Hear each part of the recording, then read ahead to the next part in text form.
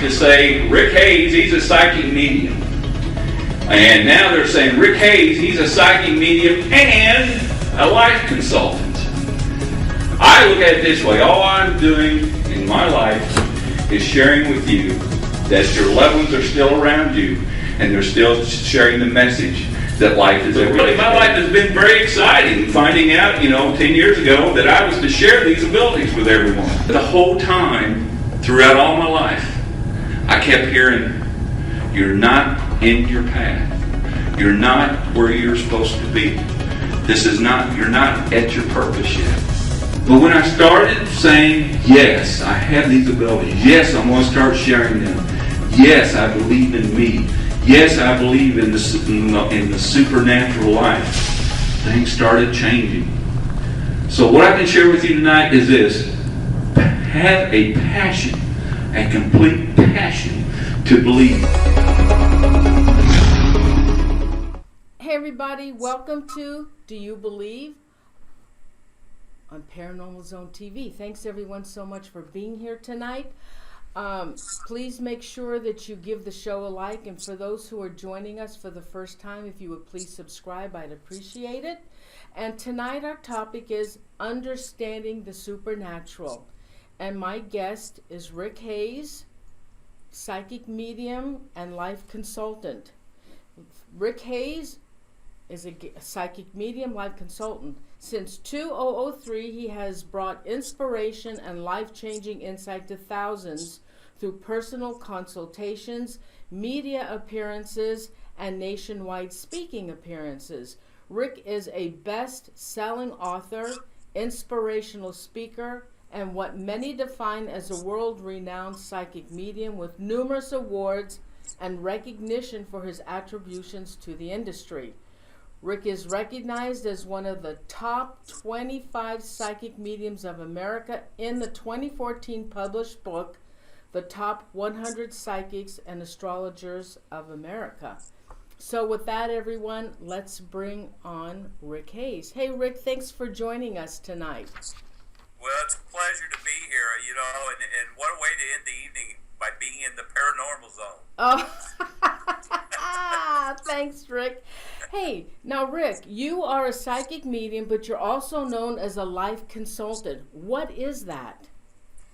Well, basically, what it is, it's everyone hears the term life coach, and I actually, for the last 15 years, I not only was connecting with those in the loved ones in spirit around us, but I also was hearing a lot of feedback from individuals sharing with me that they wanted to know what their purpose was in life, or were they in the right career, and they were looking for a better career, and just different aspects of the life itself. And so I share that before you could really truly understand the gift, the value of life after, you must first begin understanding the value of life here daily. And so about 4 or 5 years ago, I started researching and learning from the top life coaches in their fields, and I developed this program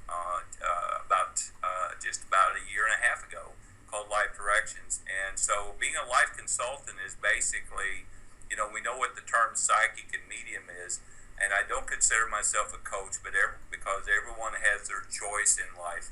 But what I do is I basically give a consulting individual basis on the value of life and getting the most out of life each day. Awesome. Well, Rick, I have an awful lot of questions for you. And what I've been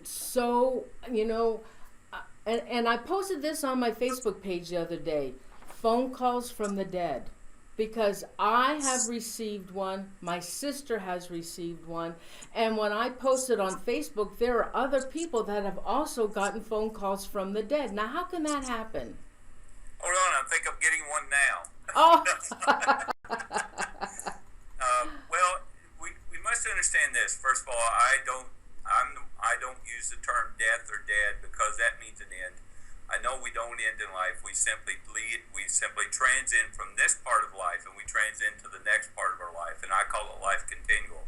So, but when we receive those, what you define, for example, what you talked about getting a phone call, and I hear this not often, but from time to time, someone will share with me. They'll say, that I picked up my phone, and because it was ringing, and I looked, and it was a loved one's number that I had kept in the phone, and they have moved on. They have passed away. How can that be? Well, it's all of energy, and life is energy. And the other thing is that they understand that we're still in a body that's utilizing the five senses. And so, because at one time they were utilizing their five senses when they were in the physical body. So all they're doing is they're giving us what I call physical validations or signs, letting us know that they're still around. And so if you get a text, I've had those that shared with me that they've received a text. Actually, I've had one that said they got a text that said hello 3 times. Really? and this loved one had moved on like 2 or 3 years ago. And so when you get something like that, just acknowledge it. Don't a lot of individuals I share don't second guess it. If you get a phone, if you get something like that, it's simply a sign from your loved ones in spirit saying we're still around. Now, do they also give messages when they phone you, or just to let you know that they're okay? Because now my particular one, what I found out from another psychic was that it came from a former team member. I used to have a team, and she wanted my forgiveness for something she had done to me, and she was able to come through, but she just said, "Hi, it's me," but I recognized her voice immediately. And then we were doing, on one of the live shows, we were airing a ghost box session, and she was coming through on the ghost box. And then the psychic had told me she wants your forgiveness. She can't move on unless she gets your forgiveness. Now, why she needed my forgiveness, I have no idea. Well, I first of all, I respect all in this field, and I share with everyone. I'm just Rick Hayes. I do what I do, and I am who I am. First of all, I don't. A lot of times, if someone had, let's use this example. If someone had, upset you in some way, and a person walked up to you and upset you, and later on they feel like that they needed to say I'm sorry. Later in time, as they recognize that, they're going to come up to you and say I'm sorry. And this is in a sense what that this individual was probably doing. The loved one in spirit was sharing that there was an experience or maybe a memory or something there that maybe you were holding inside yourself, and maybe a memory that you thought of that person. And so it was her way of saying, just forget it, let it go. Forgiveness is something that is transitional. It goes on, but it's more of just let it go, Noreen. It was more for you than it was for the loved one in spirit. It's saying let it go. Really? So a spirit can feel that on the other side? They feel in feelings. Again, they're not in a physical body, so they're not recognizing. They're not feeling the feelings we have here. I feel like the feelings we have here, the emotions we have in our physical body, is simply for us to learn and grow and experience. Now, once we transit to the next part of the spirit, there's no reason to be angry. There's no reason to be in pain because they don't feel pain. There's no reason to actually feel sad. But what they do know is the experience of having that emotion. So let's say, for example, if you are angry about something, about a loved one who had moved on in spirit, and you feel angry about it, they feel that. They feel that from you. Now, they're not angry themselves because there's no reason to be angry, but they understand your anger. Just like this person who you were sharing, who came through in the ghost box and the psychic shared with you that they was asking for forgiveness. They know how he was feeling. There was something there that he was feeling about that relationship, and so that individual in spirit was sharing, it's okay, just let it go. Interesting. Rick, I've heard, and I know this from being a paranormal investigator, the word, they use ghost, spirit, or entity. So, is there a difference between those three? And what should we be calling them? Ghosts or spirits or entities? What should we call them? I share this just whatever you feel comfortable with. For me, I define a spirit as someone who's in their next part of life. That is their next body. When we're created with a very unique spirit, and we're placed within this physical body. The physical body is for us to walk on this earth, to learn life, to grow in life, to experience life. Once we leave this physical body and complete this part of the life path, then we simply transit into the next part of our life, and we transit into the body of spirit. An entity is basically an acknowledgement. It's an acknowledgement of a presence. And a ghost is basically the same thing. It is an acknowledgement of a presence. I use this example, Noreen. If let's say that you and I transit into the next part of life, and we go into the body of spirit, wouldn't we not want our loved ones around that are still here, that may be missing us, or maybe wanting to know if we're okay? Wouldn't we want them to know, if we had the opportunity, want them to know that we're around by giving them physical signs like we just talked about earlier, or showing the presence of ourselves in what many would define as a full body apparition? We would want to do that because we would want them to know it's okay, that we're okay. And so, what happens to us when we die? When our soul leaves our body, what happens to us, Rick? And again, with my mediumship, I've learned a lot from those in spirit who's came and shared experiences with me. I've had many share different things. The most common is that, and that appears to happen to everyone, is it's just a simple transition. It is a transition from the physical body into the body of spirit. We leave this physical body, we bury it, we cremate it, but our life part that gives us life, the spirit, transcends to the next part of life. So, and I've had those who have shared, Noreen, that and they've had different transitions, but they've all been smooth and simple. For example, I've had those who have shared that they have maybe went through in a tragic accident, and they transited through the tragic accident, and it was instant. And they've shared with me, the next thing I know, I was standing here, And I've had those who've also shared, for example, who have shared that experienced a disease in the body, and they had a time of transition where they chose to be within the body, in the body of spirit, within the body until the body was no longer until the body ceased and desist. So, there's been different definitions for me from what I've received in those loved ones in spirit, but they've all have shared to me, and I believe this myself, that we simply, when we complete our path here on this part of life, we simply leave this physical body and we transit into the next part of our life, and that's the body and spirit. And from that, then we here on earth, we take the physical shell or the physical body, and we either lay it to rest or we cremate it. All right, but what about these? Okay, what about ghosts, spirits, whatever, that are earthbound? Is that true? They are earthbound? Well, and again, I'm just speaking for Rick Hayes. I've always been known for the last 15 years. I've never really followed a course. I just do what I feel. I don't feel that they're bound on earth. One of the things I hear a lot is the spirit is trapped. This ghost or this entity is trapped in this location. And I have very good friends that has very popular shows on television right now in Paranormal.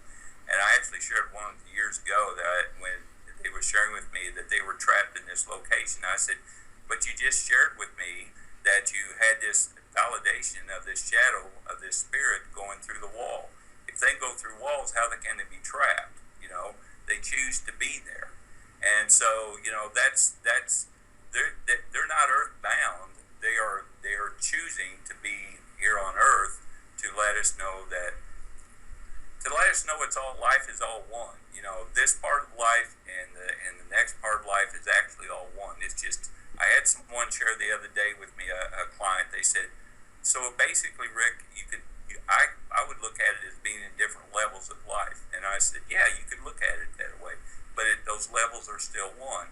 And as I shared with him, you could be in your home and you could be in your living room, and there may be an entryway into your dining room, and you might be in the living room and there may be another room that you call the dining room, but it is still in your home. It is still under one roof. It is still all one. And it's just like that in this part of the body of life and the next part of life, that we are under one roof. It is all one. Earthbound, I haven't met one that said they were chained to the earth. Then, so why? I mean, everybody is saying that. It's just not one or two, but everybody is saying that the spirits are earthbound, and they have a reason why they're here. And then, now what about sending them into the light? Yeah. I was getting ready to say that.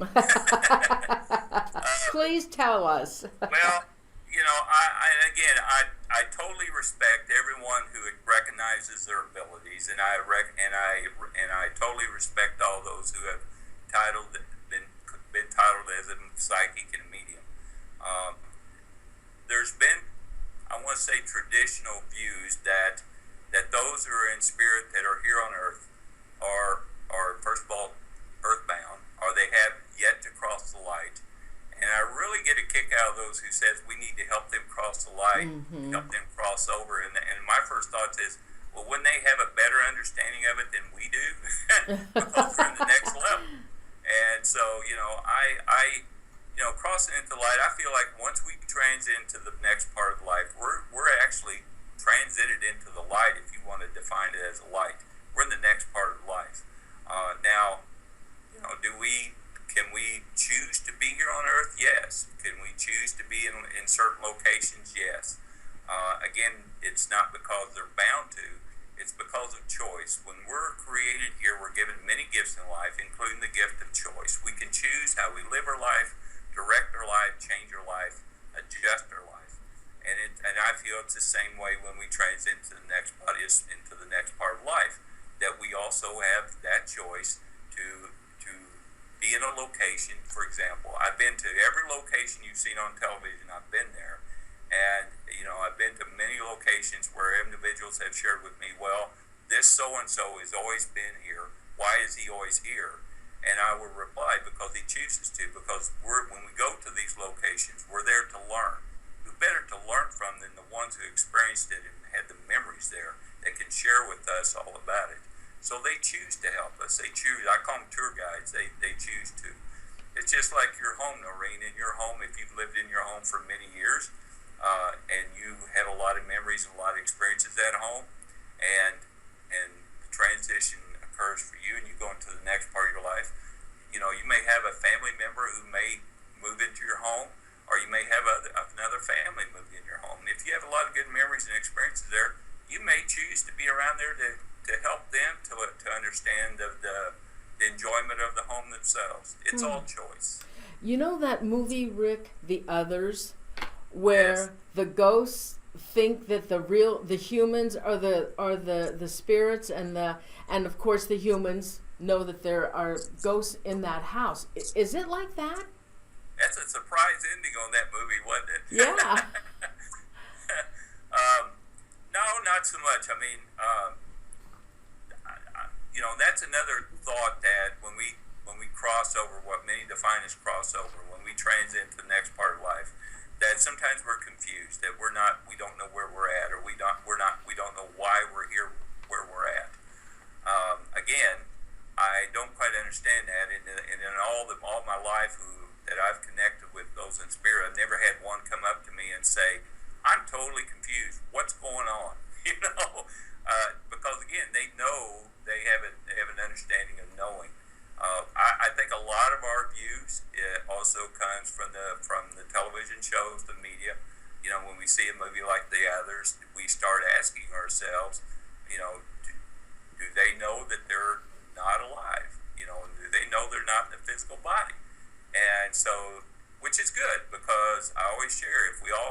the same way. We all believe the same way. We would never learn. I mean, learning is being in different views. So, but no, I personally, I've never met one yet that said, I'm still in a physical body. No, you're not. You're in spirit now. So, Do you now you communicate with the other side? Now, how do they communicate with you? Do they just all of a sudden you're sitting there and one comes to you? yeah, I'm sitting here right now, and actually, it's a relative of mine. Actually, it's my grandfather, and he's walked up twice behind the camera here, and and it's just a normal part of my life. I grew up. I first of all believe that we all are given these abilities when we're born, when we're created. But as we're growing up, as children, we're told it's imagination, we're told it's coincidence, and we start blocking these abilities that we are given. And the key is start evolving them again. But I see them, I hear them. It's been a part of my life. People ask me, they say, "How can you live a normal life?" To me, it's a normal life. This is a part of life that those are around us. Now, again, they respect me and they understand that for me to learn about life here in this part of the life, that I have to, they don't bug me. They don't want to disrupt my life. They want me to live a normal life as well. But at the same time, they're around us. It's fun going to a retail store. What happens? Well, when I go into a store, for example, I'll give you an example. I just went to. I don't like to do grocery shopping. Let's put it that way. But I needed a few things, so I went to the grocery store, and I was coming down the aisles, and as I come around one aisle, I saw this older female, and she was there, and she was reaching up to pick up an item. And it was fascinating for me because standing right next to her was a male in spirit, and he was literally helping her reach up there to get that. He was like holding her arm to help her get that item off the shelf.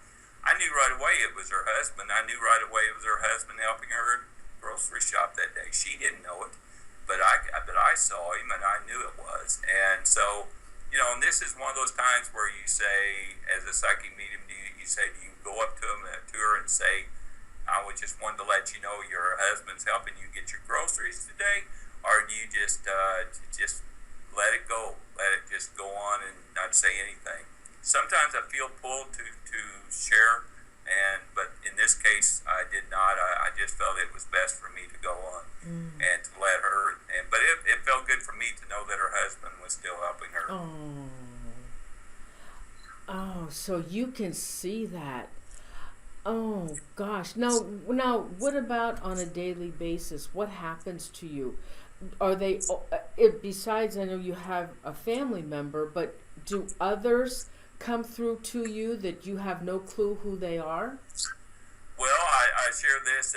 I've been sharing this the last several years.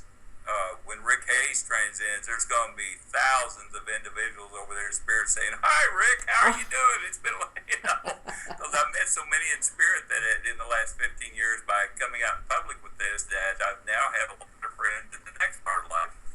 But yeah, they respect me. They respect me totally. In fact, they have more respect in that life than we would ever understand respect either. So they respect me. They understand that my life, that I have to rest. For example, they understand that my bedroom is a place for me to rest and sleep. So they do not bother me in my room while I sleep.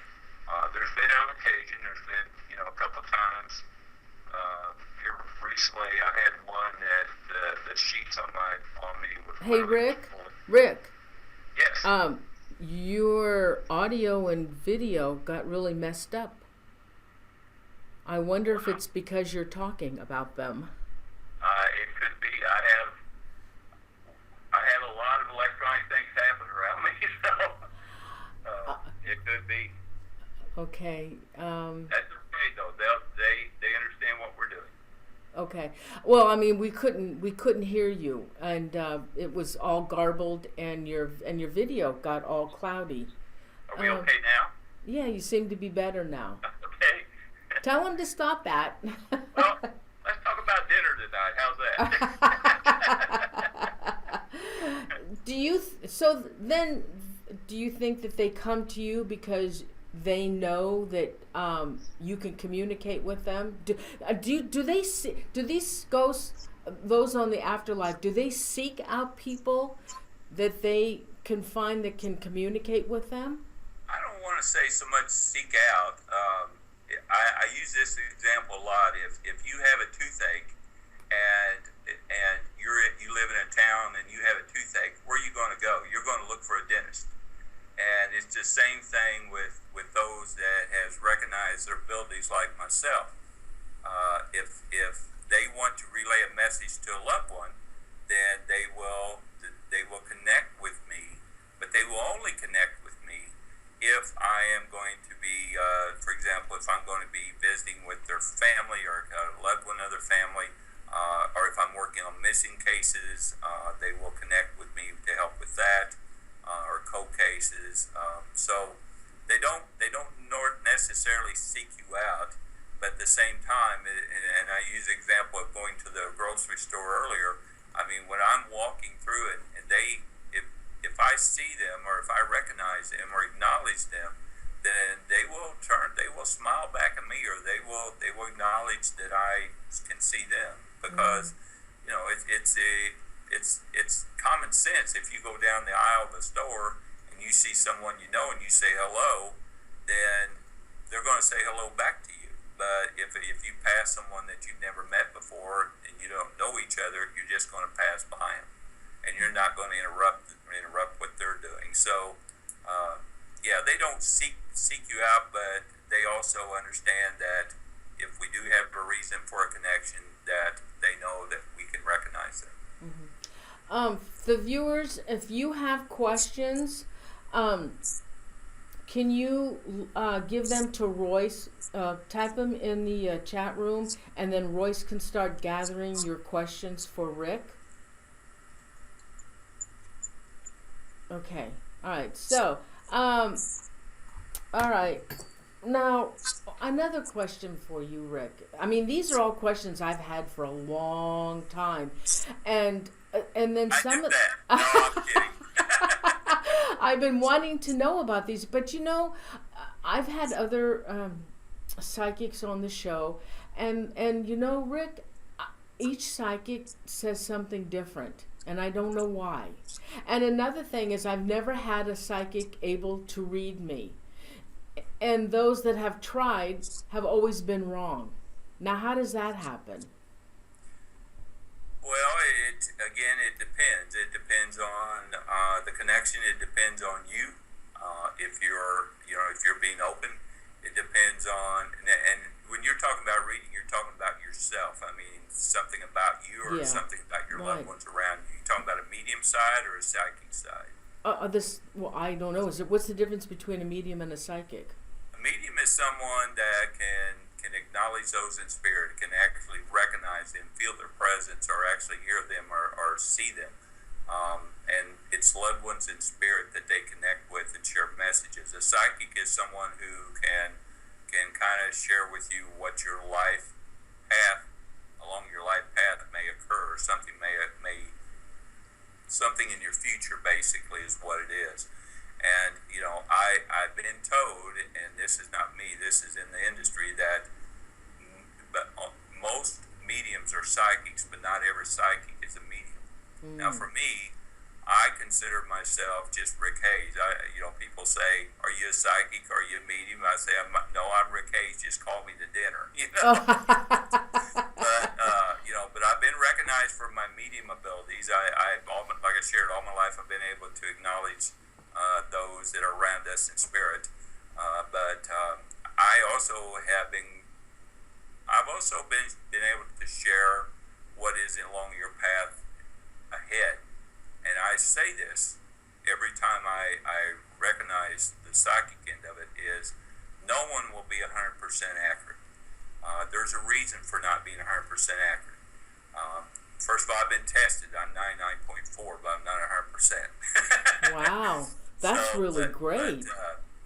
That's But awesome. the reason for not being 100% accurate is simple. It's because you have the choice. If I share with you that you've got a quarter of a tank of gas in your car and you need to go get gas, or before I even say that, I say you're going to run out of gas going home.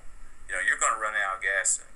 Well, that's not the way to relay the message to you. Relay the message to you is say, be observant of your gas tank, and when it gets around a quarter tank, you want to be observant of that so you make sure you don't run out of gas.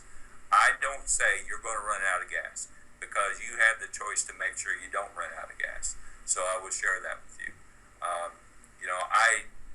I was at a dinner party setting here a few months ago, I think it was a few months ago, and we were sharing psychic abilities, and that evening I shared that I saw something to do with Egypt, and I saw something to do with about a large airplane, and I also shared with them that everyone in the plane will transcend, and I felt this was very soon, and it was within 48 hours the Egypt airline plane went down. Now people ask me, they say, why didn't you do something about that? Why didn't you reach out? Well, this is where you feel that, you know that, and yes, I could have reached out to everyone and said, don't get on the plane, it's going to crash, and get with the authorities and share, don't do anything about the flight. But it was all by choice. It was the choice of the plane to go. It was the choice for the individuals to get on the plane. So that is the psychic is to be able to, what many would define as foretelling what's ahead. Well, even if you had gone over there and told people in line not to get on the airplane, how many would have really listened to you? Absolutely. I mean, they just don't, All right, I want to know, why do spirits linger in the dark? Whenever you go to these haunted locations and they're dark and creepy, they're there. Why? Well, they're there in the daytime as well. The darkness adds a little ambiance for us in the physical body. We get a little more susceptible to feelings and observations when it's dark. They're around us during the day. I've been on investigations where we was in the middle of the day and was connecting, and so it all has to do with us here on this earth, the physical body. We just tend to be more susceptible to acknowledgement of those around us and spirit in the dark. Now the other thing is, and you got to recognize this as well, keep in mind that when it is dark, most of us are sleeping, most of us are at rest, and again, those in spirit, I feel, has respect for us, and they will let us walk through our regular day and not get in our way very often. Sometimes they do, but not often. But again, they're around us during the day just as much as night. It's a TV thing, Noreen. Oh no, but why? Why, when you go to these haunted locations that are abandoned, why would they be hanging out there? Because you're going there to investigate? Yes, and again, I'll give you a good example of that. Just several months ago, I was in an abandoned hospital, and we had a lot of activity going on, and I was acknowledging a lot of individuals there. There was individuals there that spent a lot of their time there because they were doctors, and there was a nurse there that we connected with and validated later that she worked there for, I think, for 20-some years. And so it was a part of their life. And so when we go to those locations, we're going there to learn about the locations. Yes, we're going there to see if we can get any activity, paranormal activity, but we're also there to learn. And again, they're going to be there because they choose to be there, and they especially choose to be there when we're there to learn. I've had those who, go into residential homes. I've had those who have a lot of activity in their homes, and they share that, why are they still here? And it's because they have a lot of pride in the home. They have a lot of respect for the home. They want you to enjoy the home. They're there for a reason. They're not there because they're trapped. They're there just simply to, I feel like, just to be tour guides for us and just to help us to learn more about, not just about the location, but also that there is more to life than just this part of life. Rick, do you have conversations with the dead? No, they're living. Oh. No, Okay. When you say conversations, I guess I do. I have. I always like to share this because it was one of my. I've had disabilities all my life, but I grew up in an environment that was very church going, and in a small community, and we just didn't talk about these things, and so I kept them to myself till about 15 years ago. Actually, it was 15 years ago in March. And I chose at that time to begin my life purpose. And for the last 15 years, I've been living my life purpose. But I have all my life been in conversations with those in what we define as spirit. I relate to everyone. I can recall when I was like 7 or 8 years old, and we had a friend come over and visit our family, and I remember hearing this. My mom saying, the friend asked my mom, "Where's Ricky?" And she said, "Oh, he's in his room playing with his imaginary friends." I literally wanted to go. I can remember that. I literally wanted to go out of my room and say, "They're not imaginary." Oh yeah. But and just conversations. I have conversations when I'm going to speak. It's fascinating for me because when I'm getting ready to get up on the stage to speak, I'm always very nervous, and I always have my grandfather, not the one that was showing up a while ago, but the other one, just calming me down. And he always says, "You got this. You got this. You're okay. You'll do fine." And he gives me a lot of calmness. So. And I have conversations with those that, in private consultations with individuals, when their loved ones come to visit with us, that's what we're doing. We're just having a conversation and visiting and sharing thoughts with one another. Okay, hold on for a second. I got to reply to this. Okay, so, all right, another thing is, can ghosts harm you? There are paranormal teams that go out, they do their paranormal investigating. They'll show pictures of being scratched. They also state they've been pushed. Now, I have to tell you, Rick, I have been pushed, so I have to tell you I have been. But as far as being scratched and harmed, is that their intent? Well, I will share this because I've been asked this question. We like to define them as, some like to define them as evil spirits. Some like to define them as demonic spirits. I don't give them that credit because I feel like when we're given that strong word, those strong words like that, we're giving them power. They don't have the power, we have the power. And so I just call them negative energies because that's what they are. They're negative. And they're here to try to disrupt us and try to help us not. They don't want us to believe that life is a gift. And so, yes, are there negative energies around? Yes. Do I have to deal with them? No. Why? Because I choose not to. I have been, again, I've been to, you name a location that's been on television, I've been there. The first thing I share with them when I go on investigations, a lot of times I'll share with them, they'll say to me, "Well, when we get ready, Rick, when we go in there, there's a lot of negative energies in there, and we've been pushed in there," and it's like, I'll be fine, because I'm taking what I call my Fantastic Four with me, and they look at me and they start looking to see if I have a tool belt or a briefcase or something, and I'll share with them, I'll say, "No, my Fantastic Four is, first of all, I'm going to go in there with a positive attitude because positive overcomes negative every time. Number two, I'm going to go in there, I'm the one in control. We tend to give them strength and we tend to give them the control. They're not the ones that are in the control. We have the control. The third thing is I have a creator more powerful than anything. And the last is kind of a humorous statement, but it's absolutely true. I have family that's moved on. You don't mess with my family. That's all.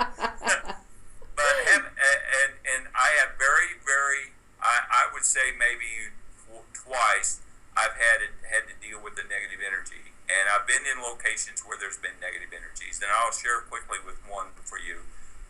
We were at a location, and myself and an associate of mine was going down the steps, and she was utilizing what's called an obelisk. A good friend of mine, Bill Chappell, created it. And we was going down the steps. When we was going down the steps, the obelisk is designed with so many words in the dictionary. And we was going down the steps into this basement. She had the obelisk, and the obelisk started speaking very curse words, very powerful curse words. And I immediately looked down at the bottom of the stairs. I saw this energy down there, and I shared, "Stop." And I looked at my associate, and I shared with her, I said, "If that continues, turn it off." And we got down to the bottom of the stairs, and I still saw the presence there. And I shared, I said, "We're here to learn about the location. If you're not here to help us to learn, leave." And this was a very old, very, very old location. And we were in the basement part, and this was when the basements were built with different sections divided by walls. And I was getting ready, the associate of mine went in front of me, and she went through to the next section of the basement. And I started walking toward the opening, and suddenly I got pushed from behind, and my head went right into the concrete wall. Oh my God. And I was bent over, and immediately my associate turned around and looked at me, and she said, "You okay? Are you bleeding?" Noreen, I didn't even stand up. I turned around, I looked over, and I looked at energy. I said, "You leave now." Wow. And my associate shared with me at that moment, she saw this black shadow go up the stairs and leave. And so I never had an issue after the rest of that evening. Actually, I was there for 2 nights, and that's the only time I ever had an issue there. Again, it's simple. If you are negative, if you live your life negative, if you're depressed, if you're sad, if you're angry, if you do all these negative emotions, it manifests the negative energies, because negative energies don't want us to be positive. They don't want us to be happy, and they feed on that. And the other thing they feed on is fear. Mm-hmm. And so by eliminating the fear, you will take strength, and you'll take control. All right. Now, let me just a little bit more on that topic. In paranormal investigations, we'll go into a location, and they will say it's demonic. You have a demon. It's demonic in your house. Not a negative energy, but demonic. Do you believe in demonic spirits? Do you believe in the demons? Yes, I call them negative energies. So, and again, I condone individuals going into a home and bringing more fear into the home by sharing that you have a negative presence in your home. What you're doing is you're feeding that fear. What you want to do is just do the opposite. You want to, like I was just sharing, you want to go in there, and I've been invited to go to locations, to residences who have been told that they by others that they had a demonic presence in their house, and my reaction is, well, how's your attitude? And they begin sharing with me how they're afraid, they're scared, they're arguing all the time at each other, and I just simply share with them, you're manifesting it. You're manifesting that negative energy, and so start changing that. And I go to the location, or go to the residence, and we start taking control. And there's been changes in the homes. I wrote a book. In fact, I got it right here. I'll do a little plug here if you don't mind. No, I've got 4 of your books. Oh yeah, here, let me show your books. I've got 4 of them up. It's called "You're Not Crazy, You Have a Ghost," and it was the first book I wrote. And it was a family who moved in. Is actually a good friend of mine. Moved into the home. Is a Victorian style home, and it was her dream home. And they moved in, and within 2 days of moving in, they were literally packing up and moving back out, because they had, for example, they had what appeared to be blood stains on the stairway. The cabinet doors every morning was being completely open in the kitchen. There was presence. They had children. The children were seeing the presence, and they were scared. They were going to move out, and they were told that it was was a not only haunted, but there may be a negative presence in the home. And so she invited me to their home, and I began connecting, and I began sharing with her that actually it was the original builder of the home. And I started sharing with her some validations that they had been doing with the home. They were renovating the home, and it seemed like when they were doing certain things in the home, a lot more activity was going on. And I shared with her, I said, he has a lot of pride in this home because he built the home. He's wanting you to, he's simply wanting to give his thoughts on how you should renovate the home. She told me later that she was going to try to take the home back to its original, the way it was originally, because previous owners before had made it more modern, and she wanted to make it go back to the 1900s style look. Good for her. He was helping her, but like I share in that book, I kind of borrowed this. The only fear you have is fear itself, but I expanded on that statement when it comes to paranormal activity. The only fear you have is fear itself, but to understand will eliminate that fear. Once you understand the presence, and once you understand why they're there, there's less fear there. All right. Now another question I have: why do spirits or ghosts hang out in cemeteries? Well, let me ask you this question, Nori. If you had transited and went to the body of spirit, would you hang around the cemetery? No.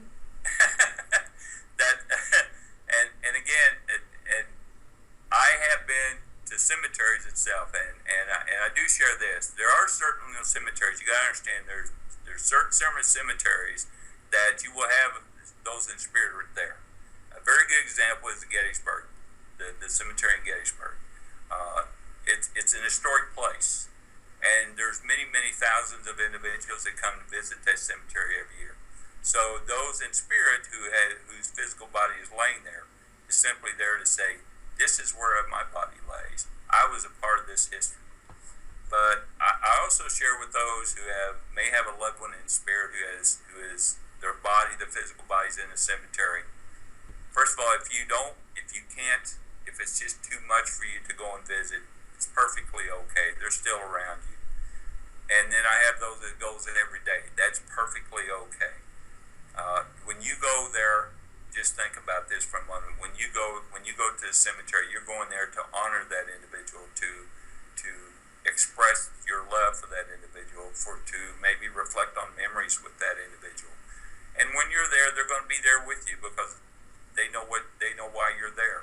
But when you leave, they're going to leave with you, and that was my question at the beginning: is why would you hang around in the cemetery? So but Rick, they're going to be around you. But Rick, honey, my sister and I used to go to cemeteries and with our voice recorders, because in those days we had tape. We didn't have digital. We had tape. No matter where we went, we got responses talking to those that were in the cemetery. When we were in Bodie, California, for instance, there was an unmarked grave. You could tell that there was a grave there, but we didn't know who it was. And so my sister said, who's here? Who's here and why are you here and who is this and blah, blah, blah. And on playing back, it was a little boy. It was a little boy's voice, and he said, I'm here. I'm down here. And then she had asked again, is anybody here? And he says, I told you I'm down here. And he actually gave us his name, but I can't remember what his name was. Now, what in the heck would he be doing there? Well, again, you were there to record what? EVPs.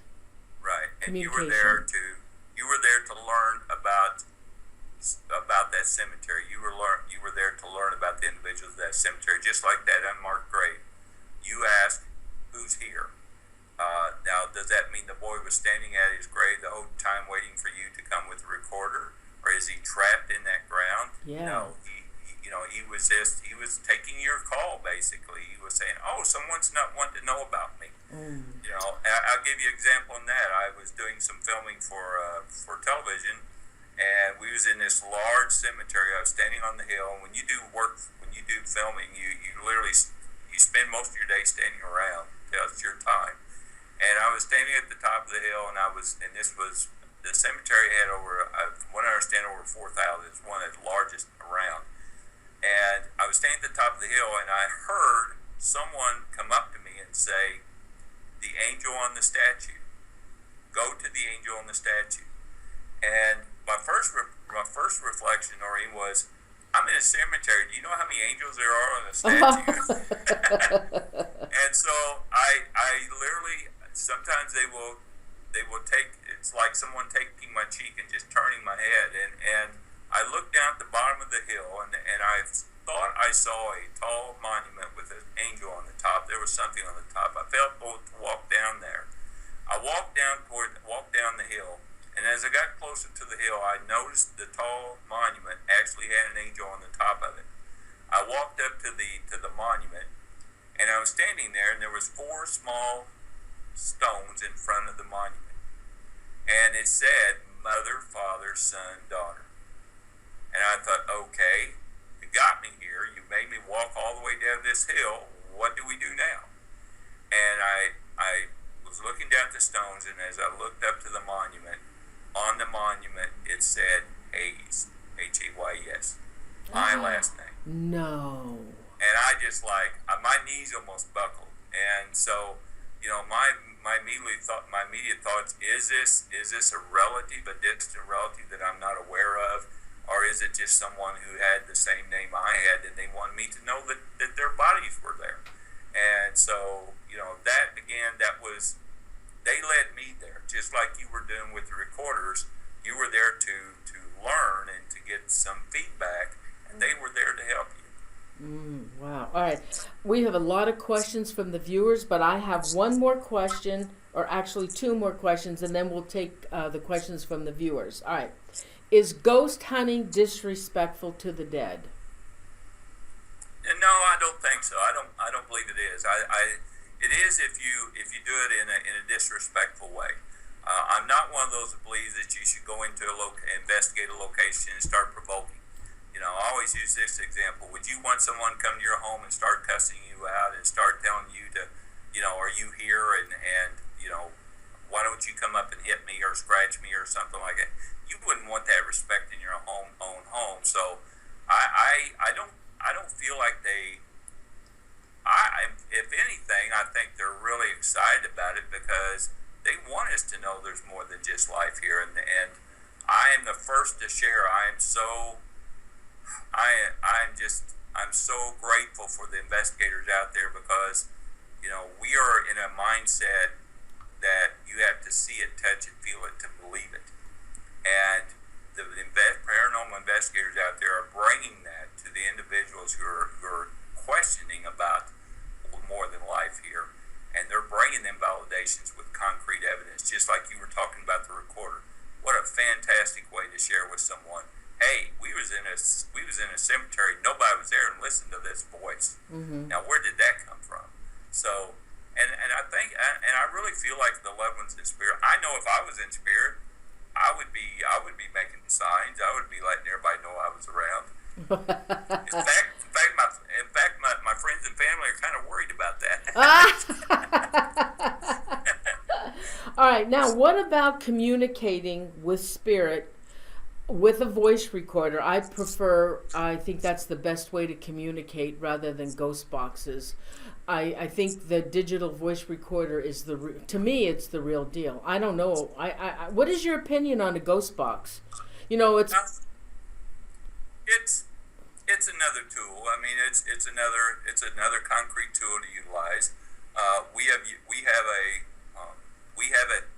have some equipment. We have a ghost, what I guess you call it a ghost box. We just bring that along because I don't use it personally. It's members of my team do, but I don't. It's okay. I don't. There are some different skepticisms about it in the sense of, well, it's just airwaves going through the air. Airwaves is energy, and I go back to that. Everything is energy. So, and again, if you had something like a ghost box and you were in my home and I had transited knew you had this and you were trying to communicate with me, I would try to communicate with you. I would say, hey, okay, if you want to use this thing, I'll help. I'll talk through you in the ghost box. So Yeah, well, I have to say, I've heard some. I will say this: I do feel that the digital recorder. I've got a very good friend who, unfortunately, tragically moved on almost a year ago. Very, very. She was an expert with the recorder. She used the recorders all the time. I'm also very grateful that I have one of her original recorders. Debbie, thank you for that. So, but I do believe the recorders is probably the most valuable piece of equipment you can take on an investigation. Then how do you get a spirit to communicate with you so you can get them on your digital voice recorder? Because not all the time will they communicate with you. Well, yeah, and and again, they have a choice. They have a choice. We have a tendency, and you see it on television a lot. You go in a place, and I kind of get it's kind of humorous because you hear, "Is anyone here?" And it's like, well, okay, yeah. When it be? And then they say, do you have a name? Well, yeah, I had a name at one time, when I was in the physical body. But I do think sometimes they choose not to. One of the most popular places in the industry is Waverly Hills Sanatorium, and I've been there the last 15 years. I've been there approximately about 9 times. And the last time I was there I noticed that it was almost like those in spirit were almost like avoiding us. It was almost like they were walking away. I would take the team into a room, and I would say, okay, there's a female presence that just walked in this room. We go in the room, and the equipment would start going crazy. But immediately, as soon as we walked in the room, I saw this lady. She would go right to the next room, and I said, okay, now she's went to the next room. It's almost like she was walking away from us. And one of the individuals asked me, they say, it's almost like they're not wanting to talk with us. And I said, well, you know what? Think about it. How many people went through here and said, are you here? Yeah. What is your name? I said, after a while, you're going to get kind of tired of that. Yeah. And then the original owner actually shared with me, and this was in May, and she said since January, there had been over 10,000 people had went through Waverly Hills just from January to May. Can you imagine? Wow. Think of yourself being in your home and having people constantly coming in your home saying, hey, Noreen, are you here? Yeah. I mean, after a while, you're going to say, oh, what I got to do to let you know I live here? Yeah. All right, I have one last question, and then we'll take questions from the viewers. What about those that died in the waters, like the Titanic? What happens to their spirits? Well, they simply transcend. I mean, they simply transcend the body, the physical body. Whether you go through a fire, whether you go in through drowning, whether you if you're shot in a war, for example, Civil War, any occurrence, or if you just simply your body just simply shuts down from age, your spirit, your body's spirit simply transcend. If you're in the water, I've had individuals who in spirit who came who visit with us with family who have actually drowned in the water, and they've shared with me that there's been times that, well, not everyone, but there's been examples where individuals have said, well, I remember going in the water, things got black. I felt I could not, for example, I just felt like my body would not leave the water. And the next thing I knew, I was on the bank, and I was in the body of spirit, or I was with my mom at her home before she got the call, or things like that. So it's almost, everyone, for those, for example, the Titanic, I feel like those, when the moment came for them to transcend, they transcended. The physical body simply went down to the waters, but the body and spirit just went simply transcend to the next part of life. And there was, somebody was advertising on Facebook that they were trying to raise money so that they could go on the anniversary of the sinking of the Titanic, go over there into a boat and try and communicate with those who went down with the Titanic. I would say a better chance would be to visit maybe families of those individuals. Even if they're distant families, because they have a connection to that individual. You'll probably have a better connection than actually going out in the ocean and there. Now, again, if you go to the exact spot where the Titanic sunk, would you have an opportunity? Well, if those in spirit who had that tragic occurrence of being a part of that Titanic tragedy, if they want to help you to learn more about what happened, yeah, they can definitely be there to help you.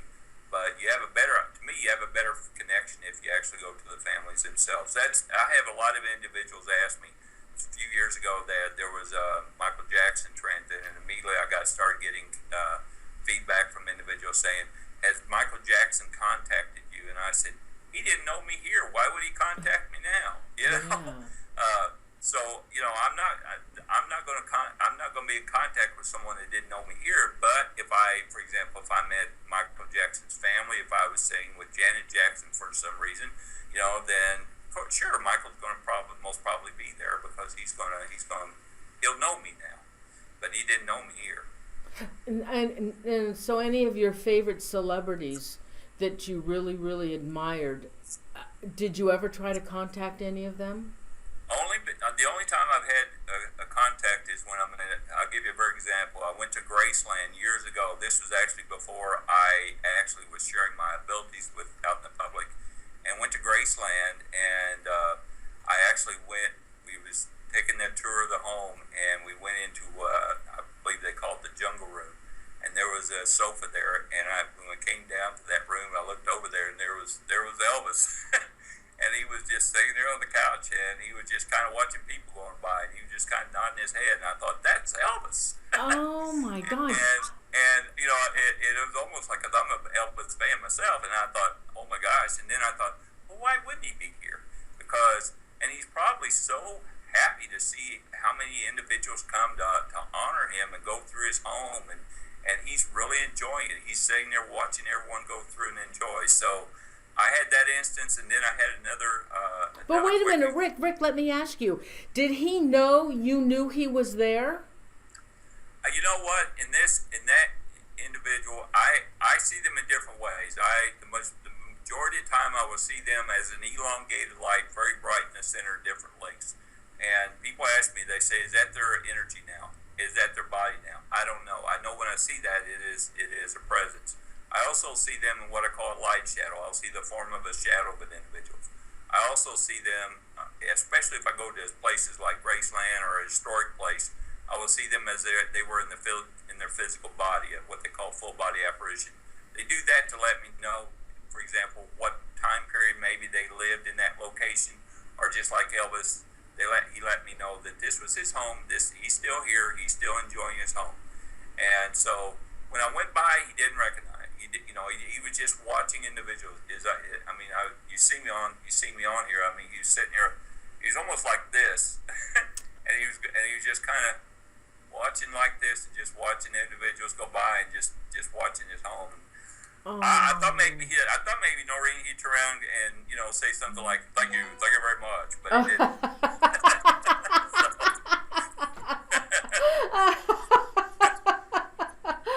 Oh, that's cute. All right, so we have a lot of questions from the viewers. Are you ready? Yes. All right, here, hold on. Let me put you on full screen. Okay. All right, hold on. First question. All right, this is coming from River. Roy's question: when you see spirits in public, do they know? Does he know they're looking at them? I guess, do they know you're looking at them when you see spirits in public? Sometimes they will look at me. They'll acknowledge me. If I acknowledge them, they'll respond with an acknowledgement. Sometimes they don't. Sometimes, for example, there's an abandoned prison in Ohio that I've visited, and there'll be individuals there just kind of walking around, and they're just doing their own thing, and so they don't really recognize that they example of, again, I go back to because everyone can associate with going into a store.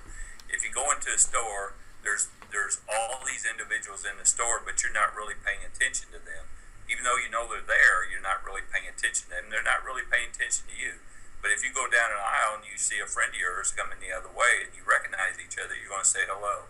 And it's the same thing with me. It's I'll be around, I'll be in places where they will recognize me if they see me recognize them, or if we're in a location where we're trying to learn about the place, and I go into a room and immediately the individual may be there to help me, and they'll say hello to me.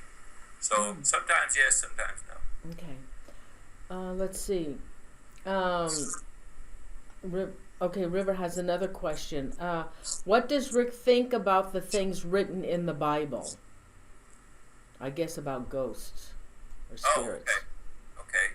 Well, the Bible, first of all, I grew up in a church-oriented atmosphere. I'm very proud to share that my grandfather was, when he walked on this earth in a physical body, he was a very highly respected evangelist.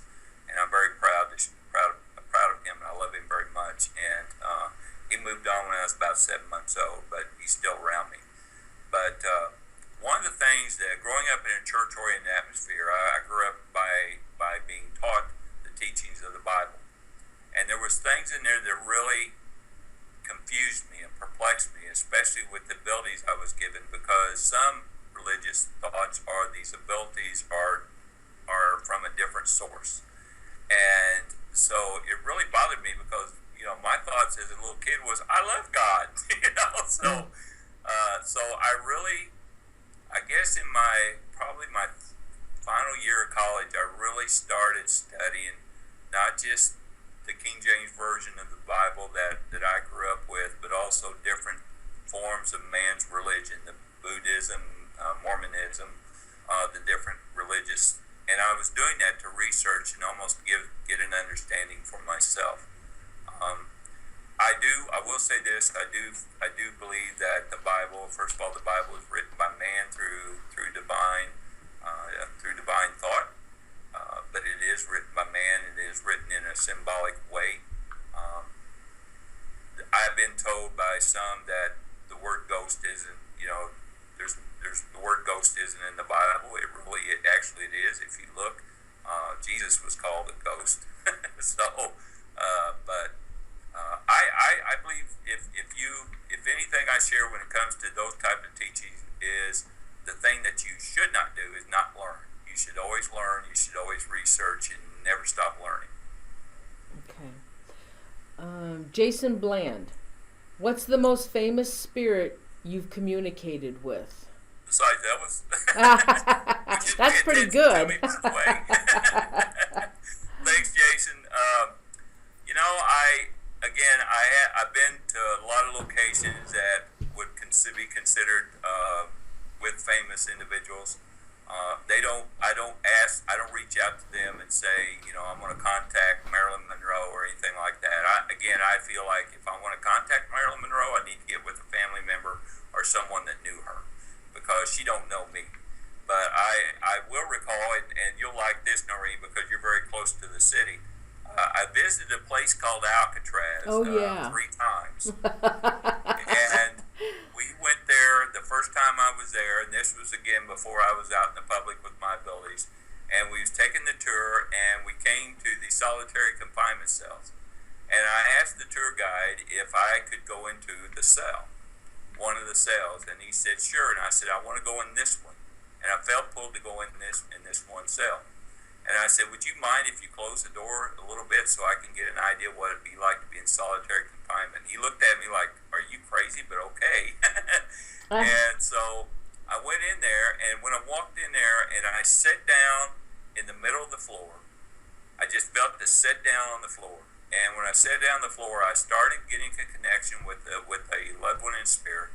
And he began sharing with me when his time in that cell. He began saying, I spent time in that cell. And he had me reach around the floor, and I came across this small piece of rock that may have fell off the ceiling or something. He said, and he started showing me how he made a game out of those rocks when he was in solitary confinement. And I thought that very smart. And so that went on just for a few minutes, and I come back out of the cell, and the individual asked me, he said, "How did it feel in there?" And I said, "You know what?" I said, "I feel like it was total solitary. There's no doubt about that. But I said, I also feel like that there was individuals in there that was very smart. I just feel like you could find ways to take your time in there. For example, make a game or something in there." And he looked at me and he said, "Do you know whose cell you was in?" And I said, "No." And he said, "Robert Stroud." Oh, no. And I said, Are you kidding? And I said, "Okay, who's that?" He said, "The Birdman of Alcatraz." Oh, yes. And so I thought, I played a game with Robert Stroud. I played the game with the Birdman. No way. So that was one of the experiences I won't forget. So Robert Sprout, he hangs out at Alcatraz still? Oh, it's I love going to that location because again, there's individuals who had spent time there, and again, because again it goes back to this. It is a tourist attraction. There are many people going through there every day, and these individuals who have experience and memories there and have maybe had spent some time there are helping us. They're helping us to better understand, and they're also kind of. I've seen those that will be walking through. I go back to Alcatraz again. I bet, and I remember the third time I went there, they literally was sitting, where the cafeteria is. They was literally standing there around the walls and just watching people come in. Oh my God! I think at times they're just curious that we're curious about them. Oh gosh! All right. Boogaloo, does Rick connect with pets? Do you connect with pets? Yeah, I can't speak dog or cat. I can wolf. But yeah, I'll share this. I have acknowledged those what I call pets or your loving pets that are in the next part of their life. I do feel like they transcend. They have a different soul than we do. I have, some people say, were we able to come back as a tiger or a lion? No, we have different souls, but they get to transcend as well. And this is what I share also. If you have a pet that has given you so much love for years and so much commitment and been a part of your life, why would they be taken away from you? And so they're still around you. If you have a pet that's transcended and moved on, they're still around you because they still feel that love and they have the love for you. I will say this. I don't know, but I hope flies don't get a transcend. Oh God! Now that's an insect. They don't have souls, do they? I don't know. Those and snakes, I don't care too much about. I have to tell you something really, really weird that happened. This is so freaking crazy. I've been feeding my neighbor's cat for 8-10 years because they abandon it, and so 2 weeks ago when I went outside to check on him because he was starting to get not doing well, but I always made sure that the food was right by him so he didn't have far to go. And I went out to check to make sure he had his water by him so he could just lift his little head up and drink the water. And when I went out, he looked like he was just peacefully sleeping, and I thought, but his stomach isn't moving. I didn't see him breathe. And so when I touched him, he was stiff. And of course that broke my heart, so I picked him up in a blankie and I wrapped him up, and when I put him up on the table, I talked to him and I just started to pet him. I swear to God, he started purring. I got scared. I didn't know what to do. I jumped back. I got scared. I said, "Oh my God, is he not dead?" But he purred. How the heck can that happen?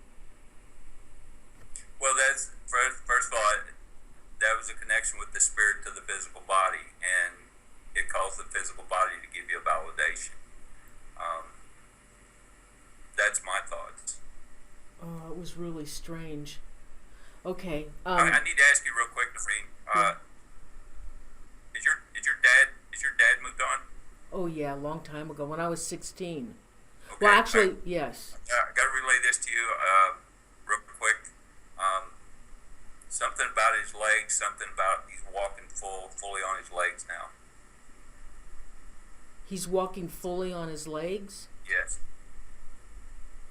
I don't know what that means. How do you move on?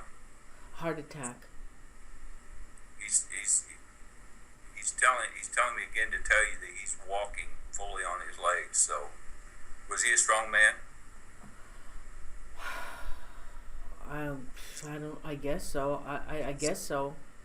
I don't know. I don't, I mean, I was only 16, and, at that age, as a teenager, you don't pay, I didn't pay that much attention, Can I share with you, and is your mom here or she moved on? No, she's died when we were 8. Okay. I don't know how you can validate this, but I almost feel like we're talking about your dad. I feel like that he's either had something to do with his knee, it may be a little bit bow-legged, I don't know, but he's talking about, it's almost like he's wanting you to know he's walking straight and walking fully with his legs. And I feel like he's wanting to relay to you that he's not in the physical body he's in anymore. I do feel like he had something to do with his leg, so he keeps sharing that with me. Do you have a name? Does he give you a name? No, and people ask me, they say, do I get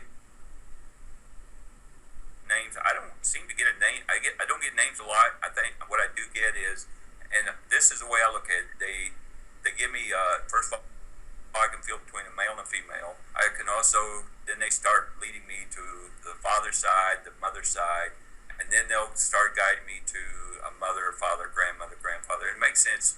It's not, we're all given names here, but what's more valuable is what we were here. Mm-hmm. If, you're more valuable being a mom. You're more valuable being a dad. But now I do get names. If I do get a name, I interrupt myself. I interrupt the person that's talking to me because I'll say it immediately because it's going to be important that I share it. I had, just 2 days ago, I had a consultation.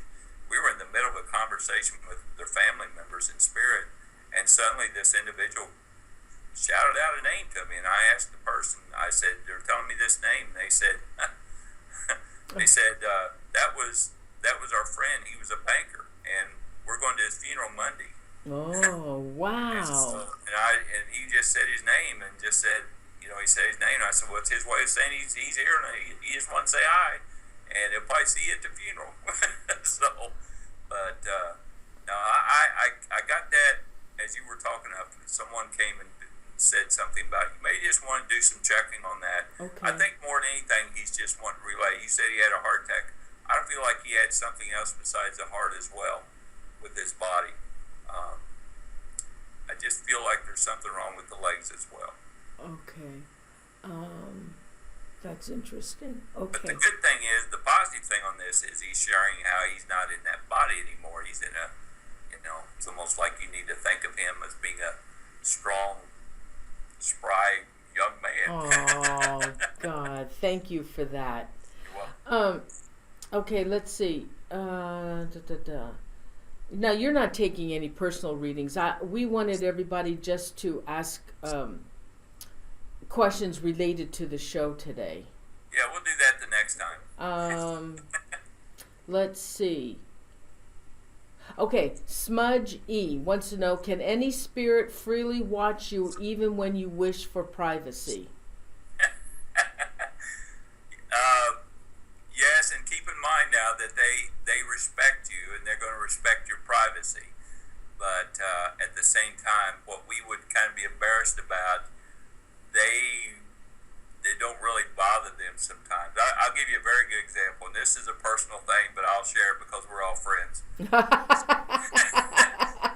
a year or so after I began, actually started sharing this with the public, and I was trying to determine something I was trying to decide whether I wanted to do or not.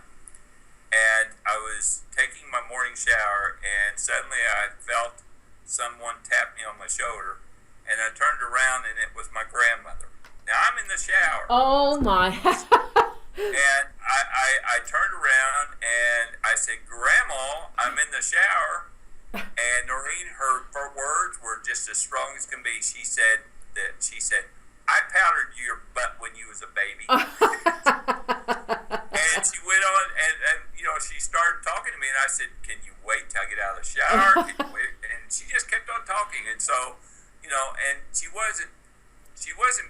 disrespectful to me. What she actually was doing was she knew this was worrying me. In fact, I was thinking about while I was showering, and she knew it was worrying me, so she helped me with an answer and gave me her thoughts, and I respect that. But yes, they do respect your privacy as well. You know, and I shared this earlier. One of the things I share, because my office is in my residence, one of the things I share is that my bedroom is off limits. It is to respect me and to let me sleep at night, and they are not allowed to come into my bedroom, and they respect that most often. Okay, I have a question. What about a couple that were so madly in love, and then one of the either the husband or the wife passes on? They remarry, and they're having sex in their bedroom. Would the one that passed on, do you think that upsets them? Most often, no, because most often the loved one in spirit, and if you put yourself in your own shoes, the loved one in spirit is wanting that individual that they love so much is still here in the physical body. They love them so much, they want them to be happy here. They want them to be loved. They want them to go on with life. And vice versa, that if the other person was in the transition of spirit, they would want that person to be. But yeah, I mean, they respect it. They respect you on that.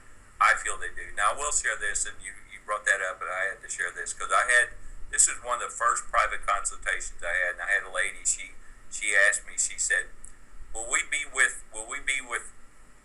our husband when we go into the next part of our life?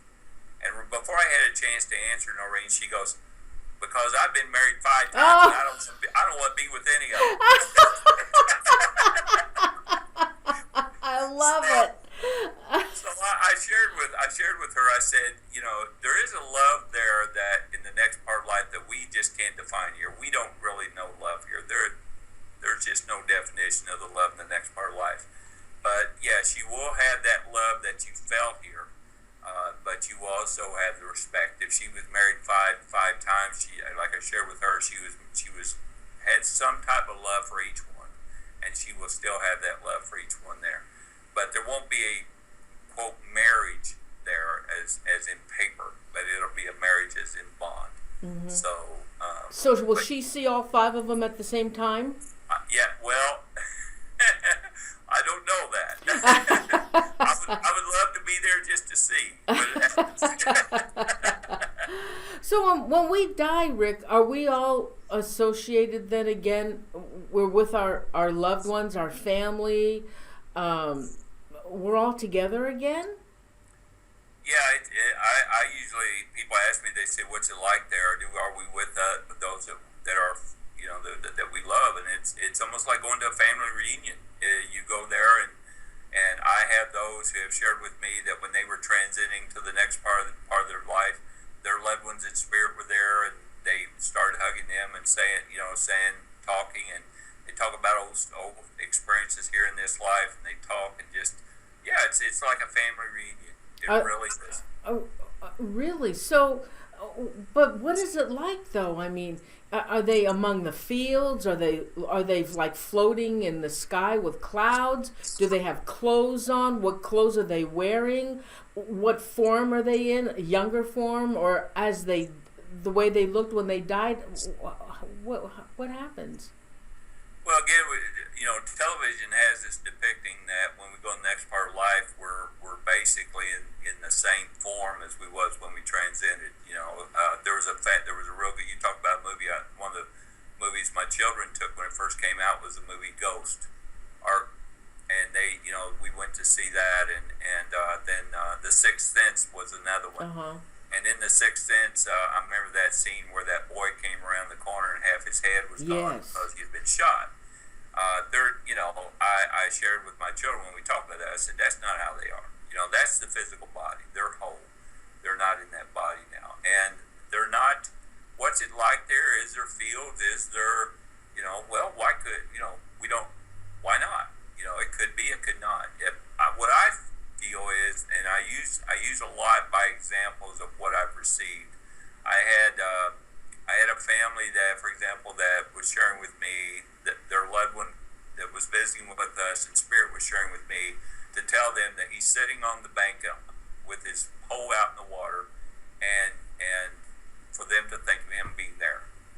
And they immediately relayed to me that when he was here in his physical body, one of the things he always said was that he was able to find, he was in perfect peace. His exact words was, "I'm in perfect peace when I'm sitting on the bank with my pole in the water."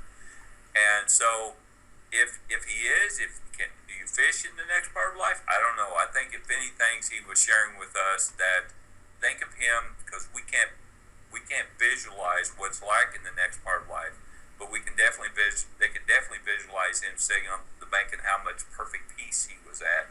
And so, if anything, he was trying to relay the message how much perfect peace he was at.